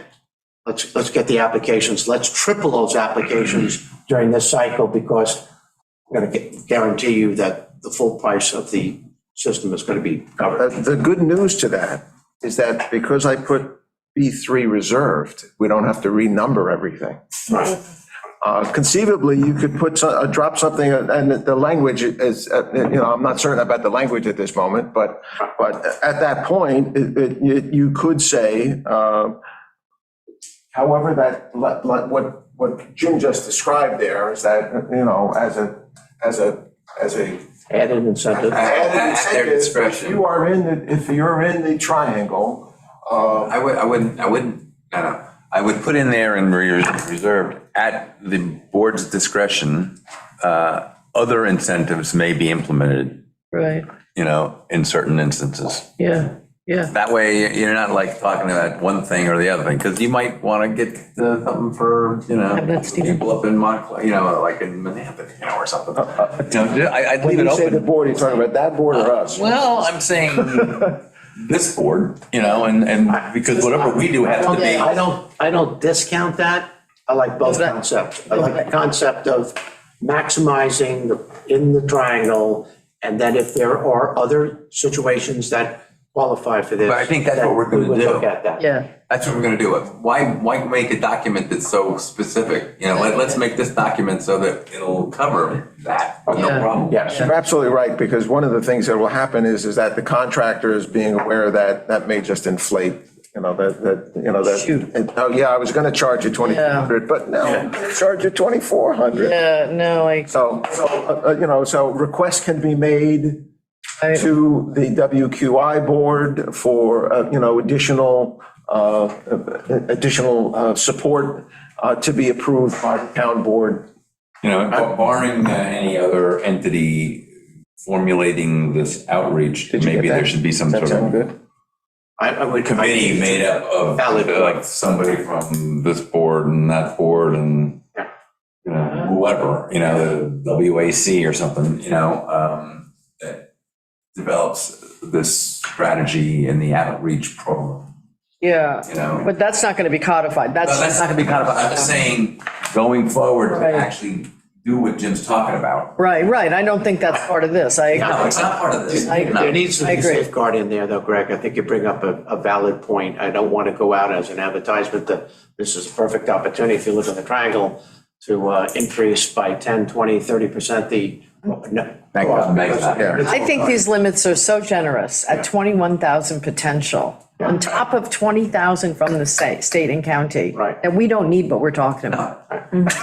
That's what I think. Well, I think we're gonna see. Let's Right. get this thing, Yeah, let's get this implemented as a Right. document right. and publicize it. 1,000, yeah. Have a press release, whatever. Yeah. More than just say, okay, the town will pass it, blah, blah, Then maybe Yeah. this committee puts out something that Right. says, hey, it's a new day, you want to try again? And let's also say, there is nothing in here that doesn't say an applicant can't come to the WQI and say, this was really extraordinary. And the WQI can come to the town board and say, this was really extraordinary. Can we help out here? And here's the income reasons, and here's the, We've talked Done about that. privately, where, we're living on a fixed income or one income, or there's health issues in the family and, extenuating circumstances. Exactly. Yeah. Okay, so finally, the expense is not eligible for rebate. I think that's good. Yeah. Right? I mean, it's a, Or eligible or not eligible. All right, so the language on that B3, Yeah, since we don't have it at this moment, think we need we'll it. send that out to you, huh? I don't think we need the B3. I'm arguing we don't need the B3. Well, I think you could. okay. The town board has to decide what you want to do then. I mean, perhaps the legal minds among you could decide whether we want to put something in there that gives Right, potential authority to go beyond what we've talked about here. right. A request may be made. I don't know, something very, okay, we'll talk later. I don't know. Yeah, I mean, if they don't have, I just looked at what, for the last 2 years worth of systems, it went from 33,500 average cost to 35,000 something. So it hasn't increased. Granted, people may not have put in all of their eligible costs just to get the grant money, but Right. So, That may have been the case in the past, too, so it's Distinctly not bad. remember going to the 2017, 18, I was a town board member then, going into Riverhead and listening to the question between 18 and 21, 22, you know, and now it's almost double that, you know, so, and that's a short period of time. We're not talking about 3 decades later, we're talking about less than a decade, we're talking about half a decade later. And you use all the excuses you want, but what was advertised by the higher authorities and the politicians, so to speak, was, oh, we get more companies involved, it gets more competitive, it'll drive the prices actually down. Well, it hasn't done that. So blame it on COVID because it takes the blame for everything. But my God, you know, I can understand it going up 5%, 10%, cost of this, cost of that. When you start to get near double the original cost of what they professed, it's such a short But period of I time. don't think that they factored in all of the minutia that's going, you know, like, Yeah. the site issues The that site people issues are are, yes, encountering. correct, You correct. know, the Yeah. thing, the actual hardware, Yeah. it's Yeah, going, you're right. But No, you're right. the separations and all that stuff, Yeah, we're your not well is figuring too in. close. Yeah. You know, and that's really where these costs, you know, the meter spins. Yeah. Yes. You know, because all of a sudden you're changing the whole place where the septic exits the house, and then that's a Right. plumber that's Right. got to reconfigure your internal plumbing. Right. You know, that kind of thing, you know, that Now, wasn't thought about. It's a good point. Yeah. It is a legitimate point. If you look at these dollars, the base grant, most people may only get the base grant because if they don't have a lot big enough to put a pressurized drain shower, if their well is fine, okay, they get 12,000. So that's, you know, yeah. So C is, that's just, it just clarified a little bit what we would cover and not cover, because some people thought that we would put in the new rhododendrons. The restrictions on the capacity, mandated upgrades, and time limit for future home improvements. This is, I think some of this may have been, some of this is, I believe, is new, actually, new language, but I'm not 100% certain. The rebates should cover only those, the system capacity, and it says, again, this is where an applicant may install a higher capacity system using the applicant's own funds to make up the difference in cost of purchase and installation between the higher and lower capacity system. That remains the same as it was. Homeowner initiated and Suffolk County or town building code mandated upgrades. I'm sorry, Greg, I have lost you. Okay, D2, sorry. Oh, you're on D. Yeah, I'm on D now. All right. You said C was okay, right? Yes. Do you need anything? Did you, I don't, the only thing I don't see in C is we're not doing water testing anymore, is that correct? the water testing comes through from, we're, We still water testing? It's not mandatory anymore. Okay, so we're not going to cover it, or, It's included in the checklist, but it's not. but on the examples? Oh, those are examples? Just examples. the Suffolk County is requiring it at the end of the process. So we figured, okay, if Suffolk County requiring it. So we didn't have it in there and it's not in there now. I mean, the water test is on the reimbursement request page. Yeah, So it doesn't need to be. no. Okay. Go ahead, I'm sorry, Greg, back to D. Okay, so D1, again, the capacity limitation, what we're basically saying is that what your house is, you know, if it's 440 gallons per day and you know, that's what we'll support to. If you put a larger system in, we're not, that homeowner needs to pay the difference. And that needs to be deducted from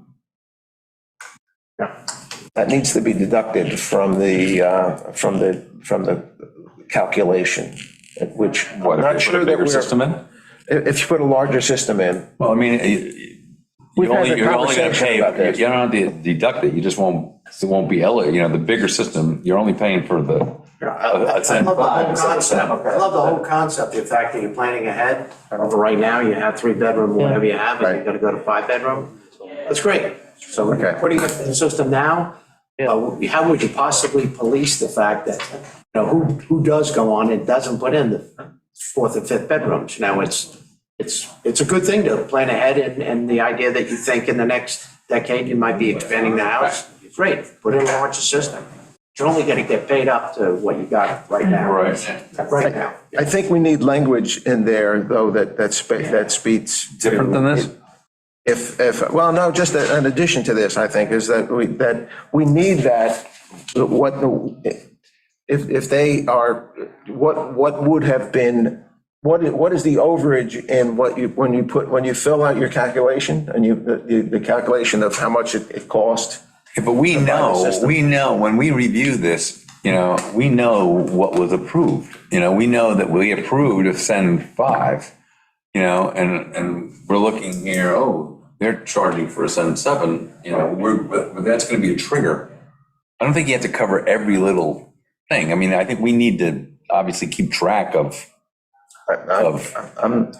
If it doesn't show up in the calculation form, I don't feel confident that we would be able to keep track of it. I think that we have to have the contract. The owner has to say, I understand, I put the bigger unit in, it's got to be less. Yeah.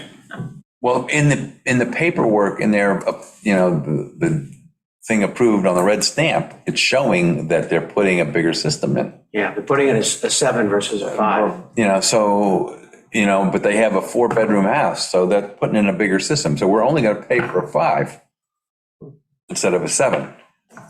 And that paperwork gets handled by the committee clerk right. and the accounting clerk, who are reviewing it before it goes to you for approval. Right. Again, if I could be so bold to say, I think we've made extraordinary changes for the good in this application process, but I would still be subject to change, because I do believe that our whole outreach program will be based on better explaining, and that's where we're not getting applications. I think that now it just is broken down so that people will be able to answer questions, and will be able to give answers quicker.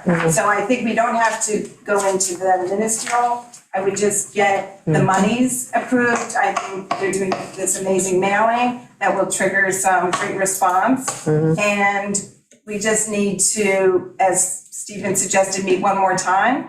But the monies, now that Meg is gone, we should just, I think it's good to leave in, keep an initiative available, because you never know. And there are people who had to spend $5,000 just to move a tree. So there are exceptions, but I think until we get this new system out, and as we said, give it some PR, we're not gonna know every single. Right. Should identify Coco as the speaker of that. Coco Thuman, our committee clerk for the WQI. Oh, I'm sorry. Yeah. So good. I think you're right, Coco. I think that we have enough. Yeah, and I think if my recollection, looking at a couple of these payment applications, if someone put in a Sen 7, they also got from the installer what the Sen 5 would have cost. Right. So that we can, so when Deduct we're the looking difference. at it, that's the price that makes it I on. haven't picked that up, so. We need to- And I didn't know. I know that happened with an application that we did. So, Right. I mean, it was. Yeah. Great We point. need to do to give them more money per, to up the grants. How have we done We this in the have past? it- As a resolution? We have the authority in the code to set it, so it would be by resolution. It's not a town code amendment. Yes. So, Coco, something to think about for the future with this outreach. After all is said and done, we tighten up, dot the i's, cross the t's, and get somewhat of a parameter, separate mailing to the people who live in the triangle about the new incentives and everything would be a home run. I said, maybe put it in the paper as well, but I think a separate mailing to people living in the center of the town initially is a great way to get their attention. And if there's some type of incentive that we can put in there, a little extra incentive, or this is good for the next 24 months, we have, this is maybe something you can, an option it's hard to refuse. You know, one of Pillow the- and Ginsu knife. you know, that kind of thing. So just something. That in this letter. So, but I'm sorry, are we voting, not we, so these prices are gonna go into effect once at the town board resolution? Yeah, I think you need to read, Yeah, think about it. I was gonna say, we have to make these edits, Yeah. review it one last time. I think maybe trying to get it done for the June 27th town board meeting is too much, too much. because Yeah, could be. the best we could do is review it next week. And then it would Bring be up the meeting is, Yeah. so updated my calendar for July, but I think July 18th might be doable. Okay, but what price, so I have 12, 4, and 4, is that correct? No, still? 5 and 4, So, 5 and 4. 12, 5, and 4. yes. Okay. But 5 one for of- pressurized shower Five is the field. pressurized drain field, Well, or the well relocation. But this is a crucial thing we haven't yet discussed, which is, and maybe we should wait for a fuller board, which will not include Magda, would include Jerry. We have discussed about it retroactive. You have to what? So the retroactive. guys did at the, We did talk at about the it. WQI, you did talk about that, and that's a kind of an important concept. We want to go with July 11th because the July 18th is a double meeting, the 1 and 6. Yeah, it would have to, yeah, it shouldn't be the same. Is July 11th our, Yeah, it's I a mean, the regular. 18th is, yeah. Yeah, regular 18th is our Tuesday- town board meeting. Regular Tuesday meeting, and then the 18th, you have the 1 and the 6. Yeah, so I mean, and we're not meeting on the 4th, which is a Tuesday. That gives you 3 weeks out, you know, to look at this. Well, I mean, if there was any retroactivity, No. I would only go back to that last iteration where we were But it's, reducing it to 6. yes, I agree. That's what it says. That's what it says. Fine. Yeah.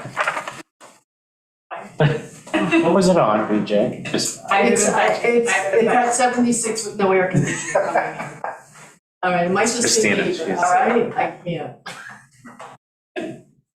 So do we have to look at retroactive before this goes to? I mean, that can be a discussion it's not going to be in the code or anything, you know, it's going to be something that the town board should weigh in on, you know.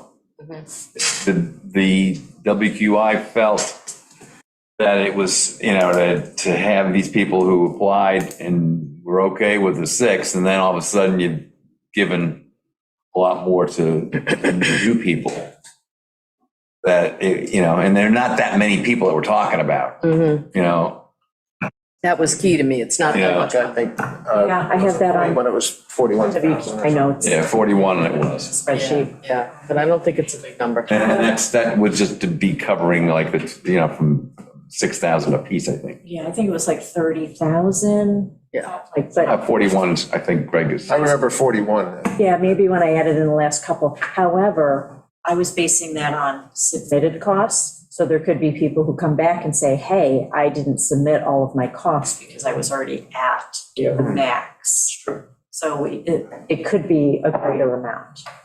That complicates it tremendously, I guess. It's not going to be any more than 6,000 apiece. Yeah, and let's figure out just total potentials who were under the 6,000 grant. Yeah. And you know, that's the number we should. But what about pressurized shallow drain field? No, I think base grant. I think it's, yes, I think it's base grant. Okay. I do. I mean, that's I think, doing the right thing. I agree. And, you know, Being not fair. opening up Against all the the old dossiers to a degree that, Yeah, that, and it would be a work issue too, a flow. And then the money all adds up big time. Again, you go back, you're gonna prevent manpower from going forward. Correct. You'll be buried in the past. Yeah. All right. All right, I want you guys to leave now.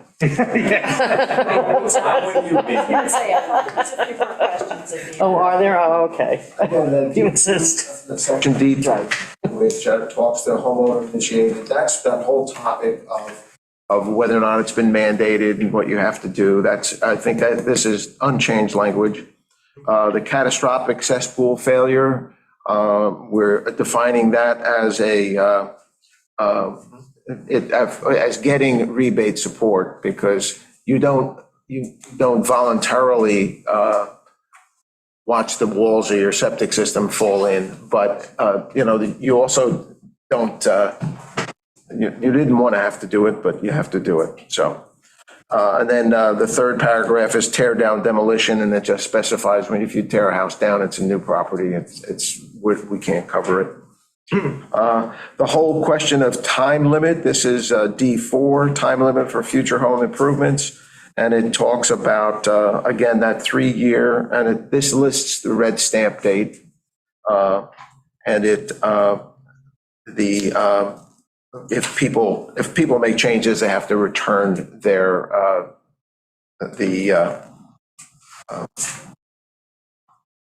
Where's the teeth for this? The teeth? You will talk about this. Where are the teeth? You have to return your money. How do we, okay, yeah, stuff. Right. Checks in the mail. Right, exactly. So we have to. Yeah. All right, 4 of 7 under funding policies. The whole topic of increasing, that's example 1, 2, and 3, which I think must have been in the previous version. The voiding of, here it is, D5 is voiding of rebate conditional agreement and extraordinary exceptions. Alliteration. And it basically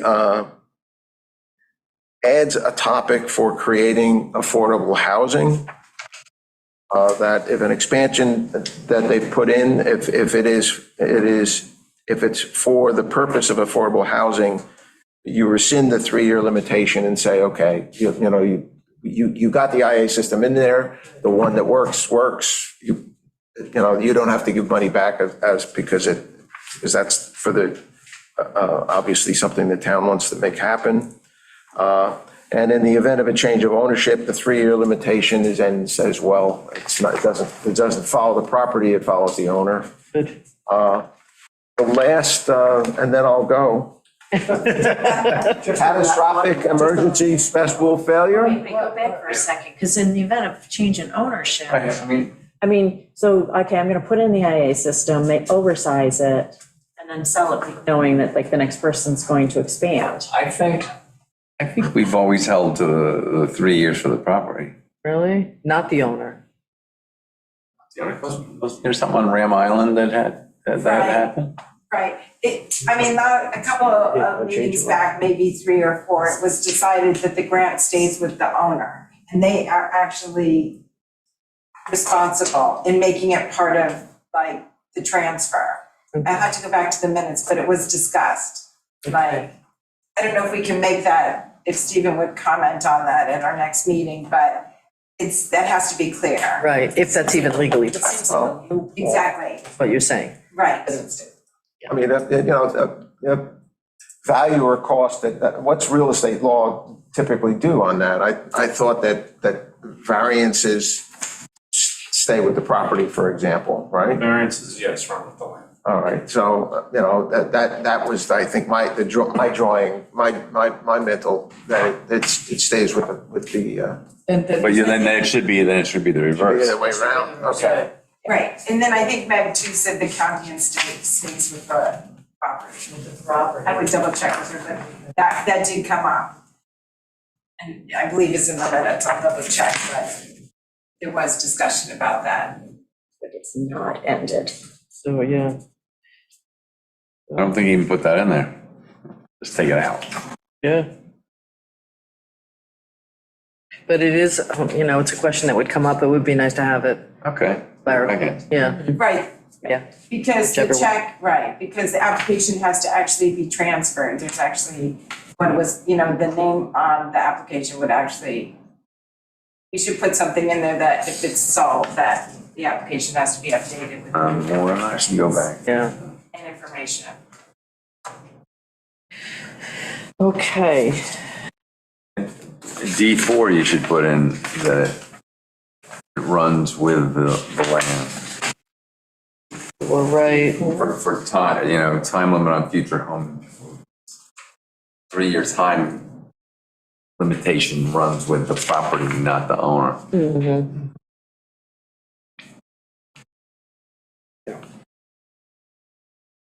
And this is all subject to, of course, Stephen students of all library. rules. Magical powers.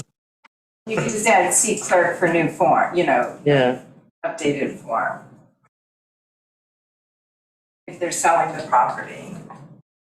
I mean, you Yep. can't just be surprised when someone comes, get the check. Well, I mean, there has to be a transfer of, if the thing if the transfer predates the finishing of the project, then there has to be an application made to this committee to say that there's a change in ownership. Correct. So that sort of take care of that. But if the thing is a done deal, guy's finished it, he's gotten paid, okay, I can sell it now, Right. and you can do whatever you want. right, you can't. You can't, you have another 2 years of waiting. Well, The 2 years of waiting is. 2 years or- minimum. No, I mean, however many years it might be. I mean, if he sells it the year that he finishes, if it's within, on the title. whatever the red stamp thing will still govern the property. The red stamp date still will. Wait a minute, but this goes in with, we're thinking about changing that transfer title requires a CO, right? Well, this would tie in with that. This is where you would capture this. Or if a new person came in and put in an Yeah. application, be like, oh, sorry, like your prior owner didn't tell you this? Right, right. Wait 2 years. The building department can have that.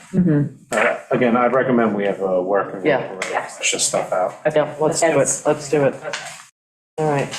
All right, we'll leave. They both, Okay, well, wait, let's just first, recap. We've got everything on the last, you had a lot of stuff on the red in the last section. I thought we talked about. The condition, under the rebate agreement, okay, that's an update.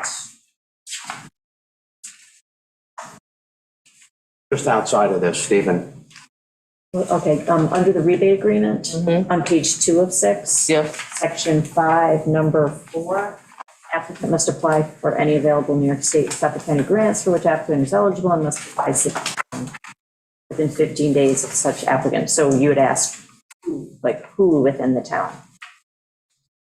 I'd say the WQI clerk, okay. just to get that done. It's at the very last. WI clerk. 4 Yeah. and 4, Roman numeral 4, right? Yeah. Yes. And then applicant must execute a certified release of septic information form. Is that the right, I guess it was just clarification, if that's the right form. So just highlight that for checking when you, the working group.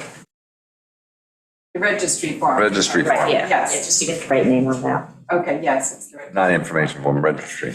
I already went through the red stamp stuff under time for completion.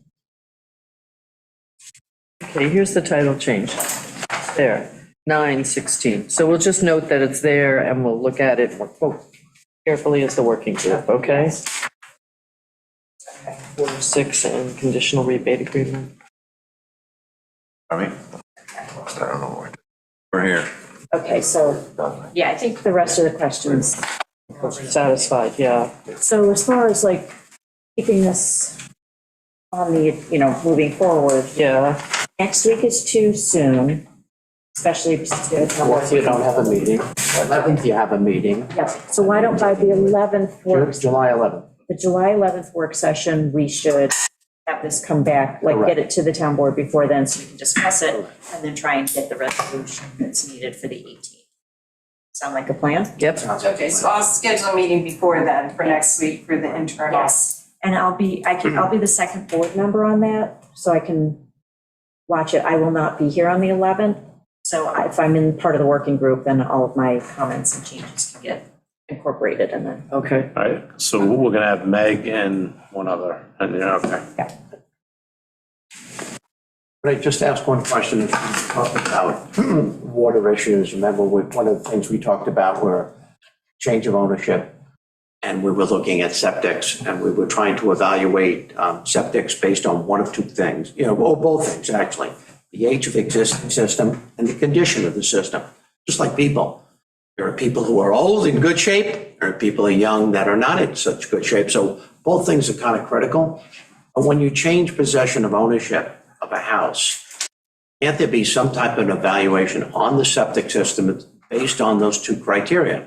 You could get it certified, it could be a requirement, based. I just think How do you that get it certified? an ounce of prevention in the beginning, since we do have houses that are sold constantly, if somebody is reviewing the status of the current septic system based on it's 15 years old, 42 years old, whether it's in poor shape, fair shape, or good shape, and what triggers that replacement to an IA system, which you would have a grace period of based on the evaluation. If it was in very, very poor shape and very old, it should be a less of a time frame within the first 12 months. You can make a distinction, anything without an RO number, which would mean that it's antiquated, should be certified. All right, just so that, Because everything else, if it has an RO number, you know what it is already. There's a record of what it is. Everything else, without that, nobody knows. So in order to protect the town, certainly the buyer, you could say that any of these transfers would, in order to certify, to go along with making sure there's a CO for the place. right. That you certify an older system. And it would be only apply to those without the RO number. I actually think that that's something that we're missing an opportunity. Yeah, I mean, that's doable, because the last time we talked about this, there was some sort of talk about sending it to the county to certify, and the county has no mechanism for doing that, so they'd get all this paperwork and be like, well, what do we do with this? And it would just sit on someone's desk, but The only way they I can like do it this. is with an RO number. That's the only way they can do it. But we have the ability to check our own numbers internally, I think, right? Yeah, and if I We was don't thinking have about to- selling my house, me and my spouse would sit down and say, do we want to do this before? Do I want to make this, we know we're going to sell the house in a year or two.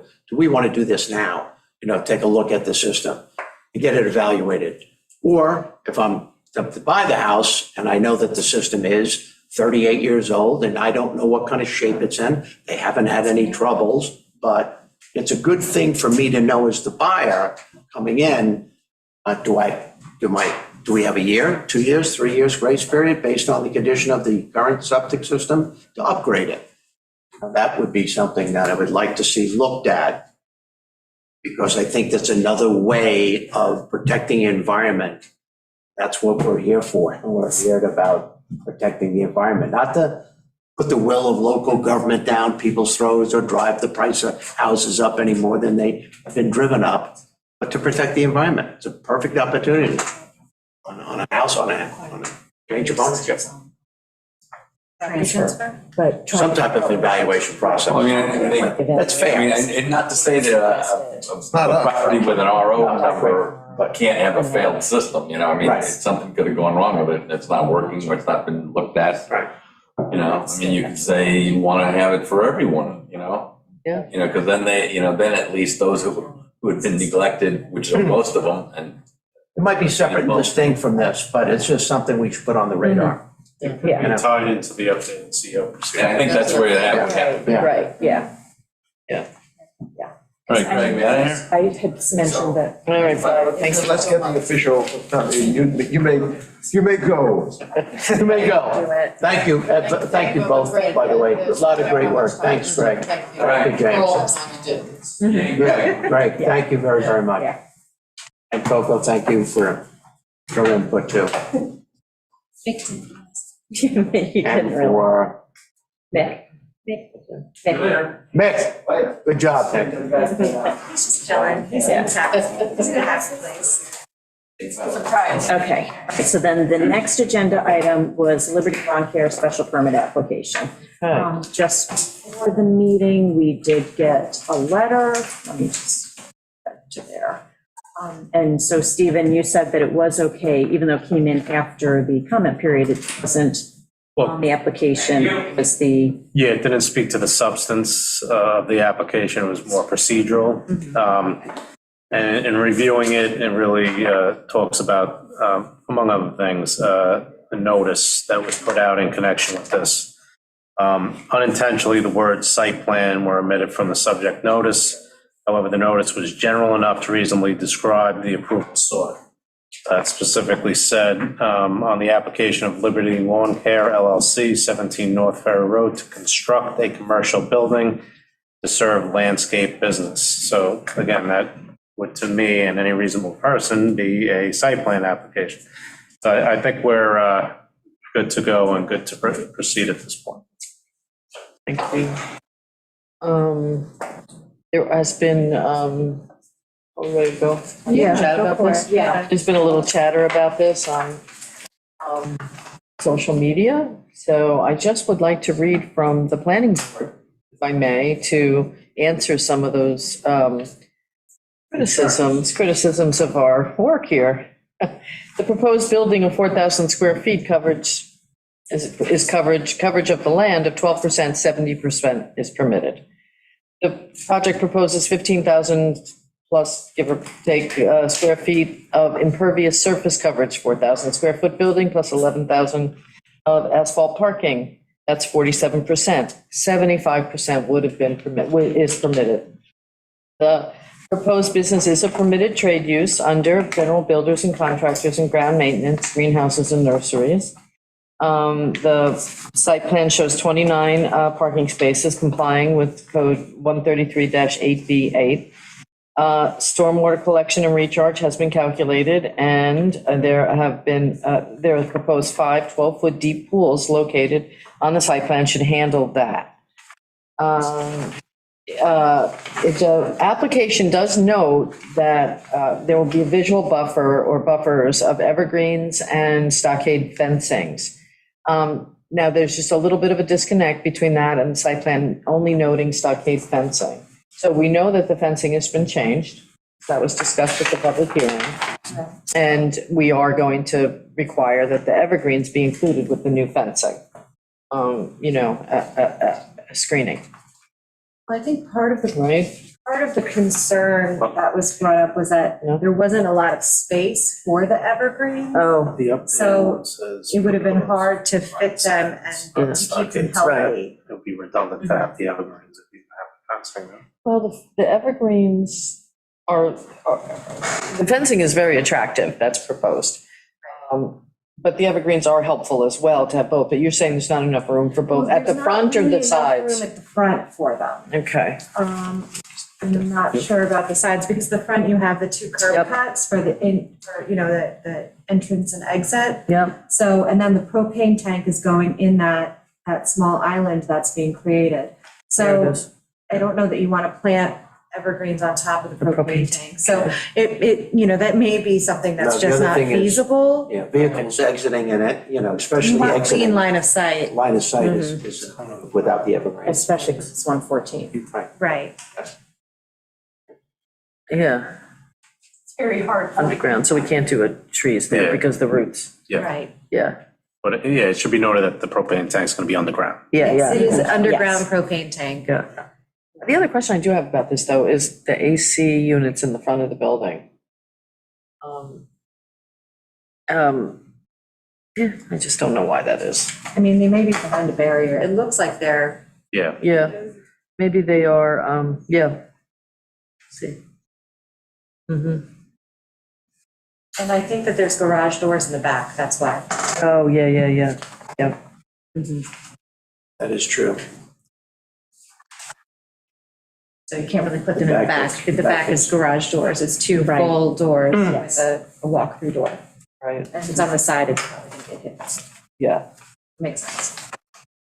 They also provide specs of the lighting that they're yeah. going to utilize, and according to Reed, it is dark skies compliant with our lighting code. Yes. All right.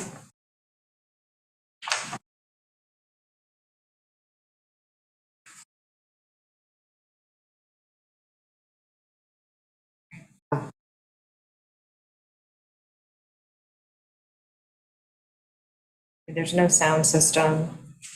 Right, yeah. I'm just looking through the standards of review. Right, Like I exactly. reviewed those earlier, but. Yeah, it's all it- grade, so ADA compliant, Correct. there are no public utilities, et cetera, so. Right. Yeah, I So went it through the meets all list those of- requirements. Yeah.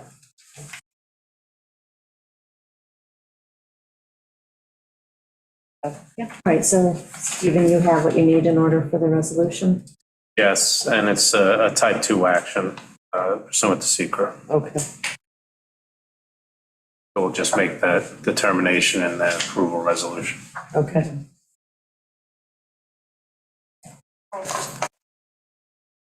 Board member reports?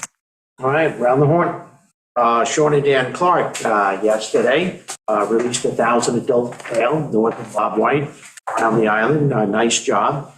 Asking, talked to Jerry about this morning a little bit, mentioned it, since we're doing away with the flyover, that maybe the deer and tick, and we focus a lot on deer management, not tick management.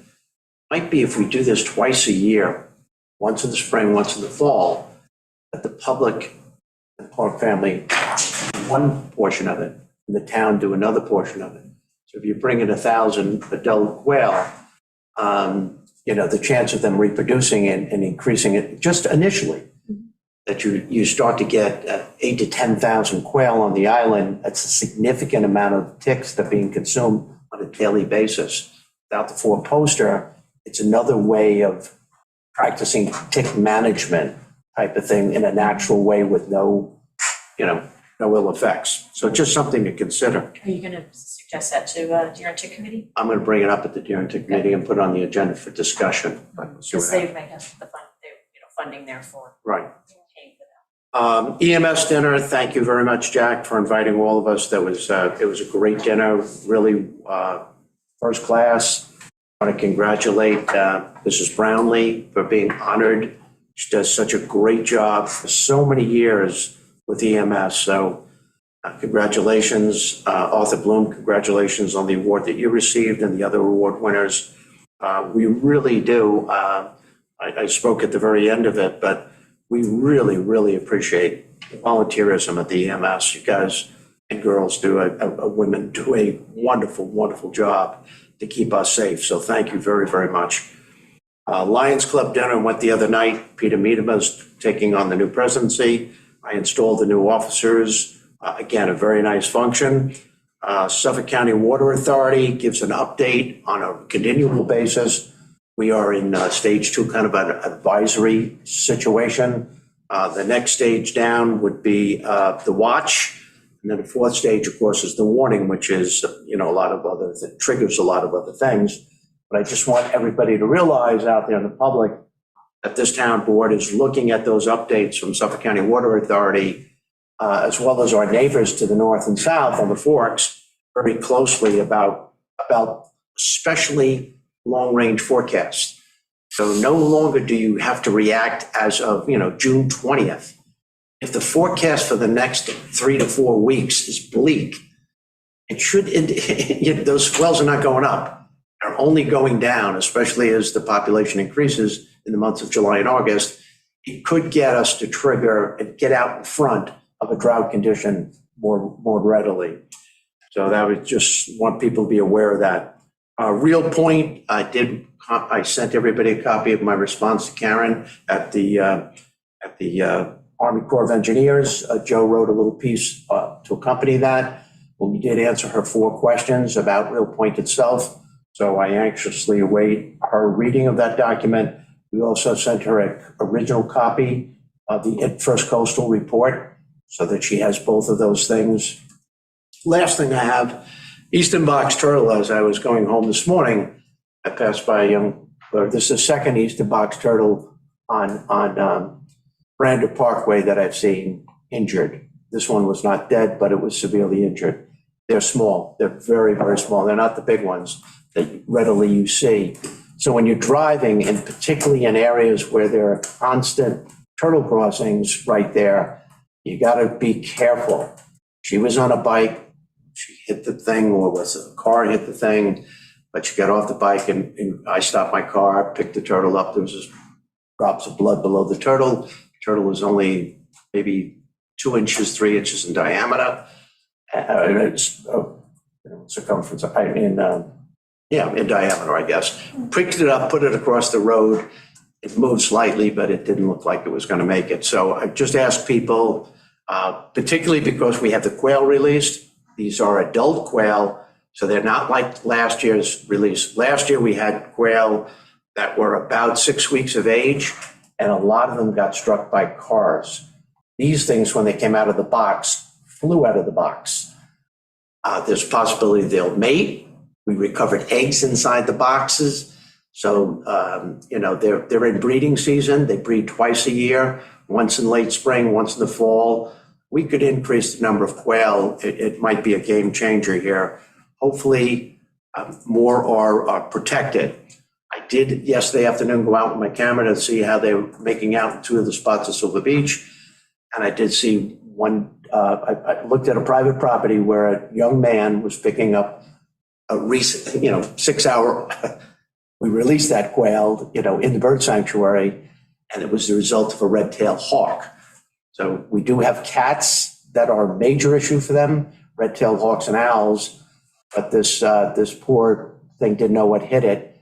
They were sitting in the backyard admiring the 5 quail in their driveway when this red hawk came down and attacked this one, killed it, went to pick it up as they stood up, but then got startled, dropped it, flew up to the 2nd floor of the house into a window and knocked the hawk to the roof on the 1st floor, where it remained there for the next 5 minutes, simply dazed by hitting this glass.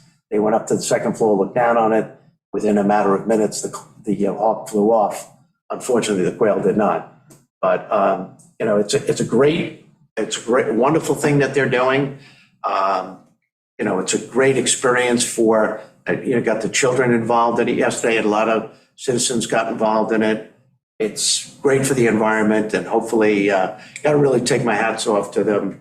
They've gone out of their way to really make this a reality and collecting monies. By the way, you can go online on the Shelter Island Local. There's a fundraiser that they're still trying to constantly collect money for. So, whether you send a check for $5 or $50, it's all going into that one account. The adult quail cost a little bit more, but it's more advisable to bring in adults than they are young ones because they breed and they're a lot more street savvy, literally, than the young quail. GoFundMe, so you don't have to have a checkbook. Correct, absolutely. That's great for us. Donation online. Thank you, that's it. Okay. I just have one thing.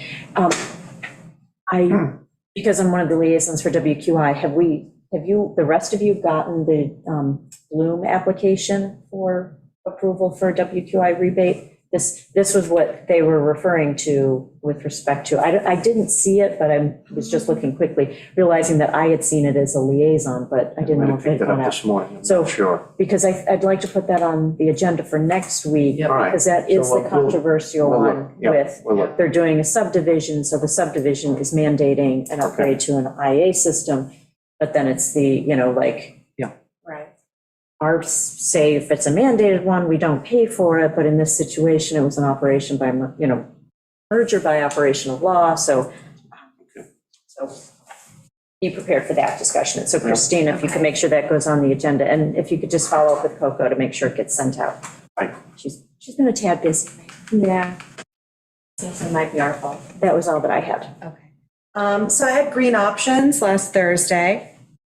We will be able to take number 5 plastics down at the recycling center soon. We're updating the signage, so Number 3, you said? number 5. Oh. So. That's huge. I know. So you'll be able to bring your 1s, your 2s, and your 5s. This is your friendly neighborhood reminder to clean those plastics before you drop them off. Yeah. And we still won't be able to take the nursery containers, like the black plastic nursery containers, but we will be able to expand to 1, 2s, and 5s. The Green Expo is scheduled for August 26th, the same day as the craft fair. So stick that on your calendars. And then Meg, is there any separate place where we could take, of course, I take them all the time, those, Yeah. the plastic containers, put them to the side where local nurseries can use them? I heard that they had to be sanitize or something because it'll beforehand. spread, yeah. Yeah, okay, all right, that's a problem. Lowe's sometimes takes them, but I don't know, it might wind up in their I dumpster. bring them back to the places I bought them from, I put them in the back, but I just thought we have local nurseries on the island, Right. but that sanitizing thing is a little bit of an issue. Yeah. Yeah, so Green Expo, August 26th. And then the Green Options Committee did submit their ETIP application, and it's been submitted and accepted, and they're just waiting for review. And that application is to hopefully be awarded knowledge. It's not a grant for money, it's a grant for consulting services on how to become more energy resilient as a community. So that's very interesting. And then we had a CPAC meeting on Friday, and we discussed the housing chapter. I think it was a good discussion. I think it went very well. We will be having another meeting on Monday, the 26th at 6:30, and that will be discussing the land use and zoning chapter. It's this Monday. That's this Monday. And then I also have Suffolk County Legislature is going to be having a public hearing on Wednesday at 6:30 to discuss whether or not to put two initiatives on the ballot this November. The two initiatives are the establishment of a water quality restoration fund and the establishment of a Suffolk County wastewater management district. So this Wednesday, they have the public hearing to discuss that. And essentially what establishing the Water Quality Restoration Fund would provide that renewable funding source that the county's been looking for to keep their septic grant program going. It is 1/8 of a penny increase to the county sales tax is what they'll be putting on the ballot.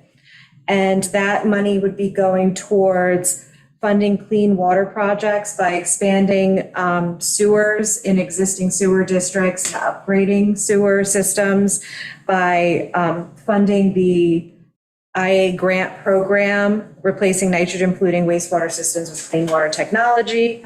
And it would just provide funding to keep those going in perpetuity. And it's 6:30 on Wednesday in Riverhead.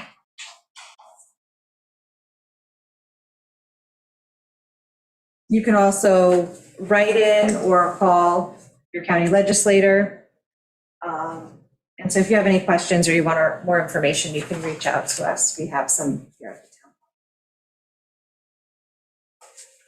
town. And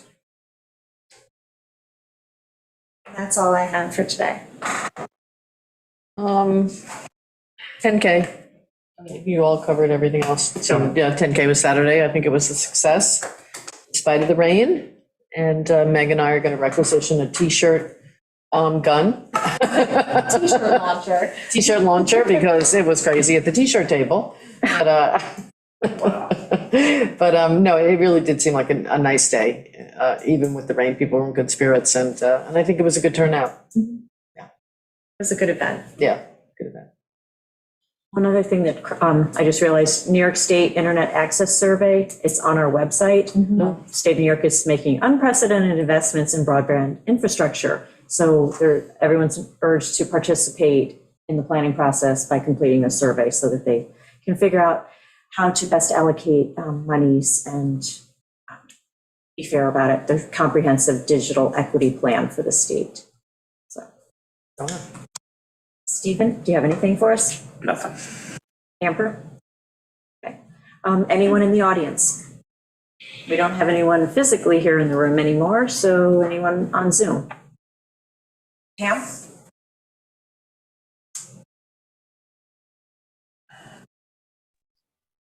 Yeah, good afternoon. I just have one comment on the application that you just did the site plan review on.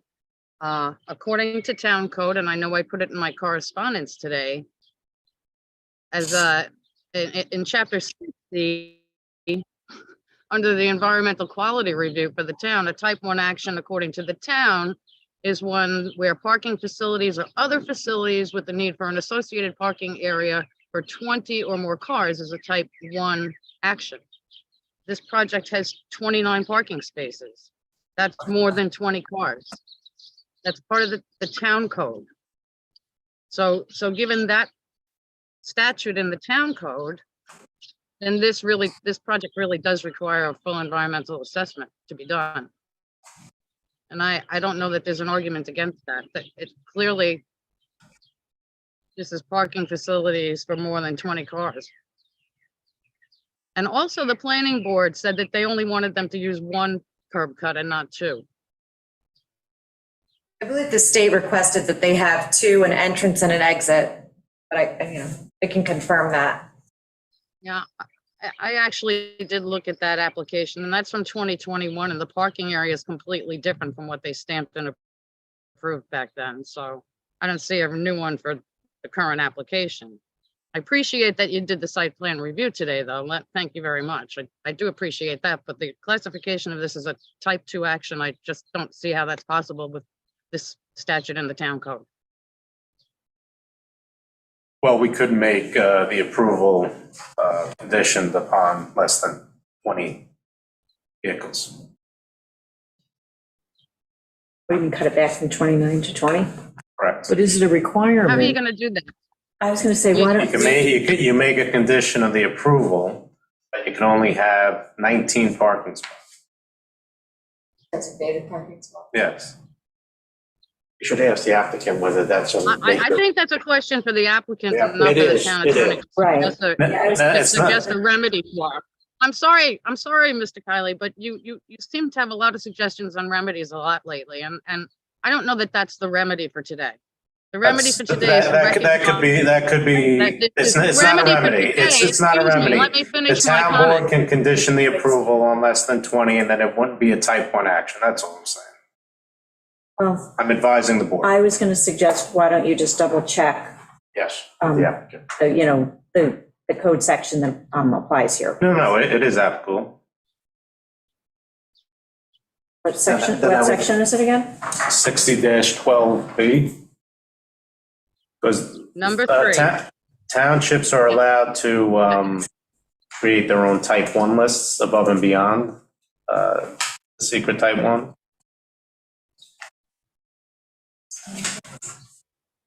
Now, it is arguable with the need of an associated parking area of 20 or more cars. Associated parking, that would mean, like, that could be viewed as like customers coming in. Right. Well, what I would like to do is, like, let's take a look at this. We can just, circle back to it next Tuesday. Because we've had instances where we were too light on parking, and I really don't ever want to make that mistake again. Right. Leon is a case in point, where we had too little parking, then they got the TDR transfer from the county, and they were able to increase seating without having to Yes. go back and increase parking. So, Yep. so let's take a look at it and circle back next week. Gives us a chance to talk through Waldo as well, find out what the number of spaces he really requires. No, and also see if this is applicable. It's application. Okay. But that should be the first step. If it is, then we make the phone call. If not, we move on. Right, but, thank you, Pam. Thanks, Pam. All right, thank you very much. I'll be looking for an update. All right. Yep, next Tuesday. Anyone else on Zoom? Okay, we will, if I could have a session. yes, I was going to say, have a motion to close this work session and go into executive session for contract negotiations. Second. All in favor?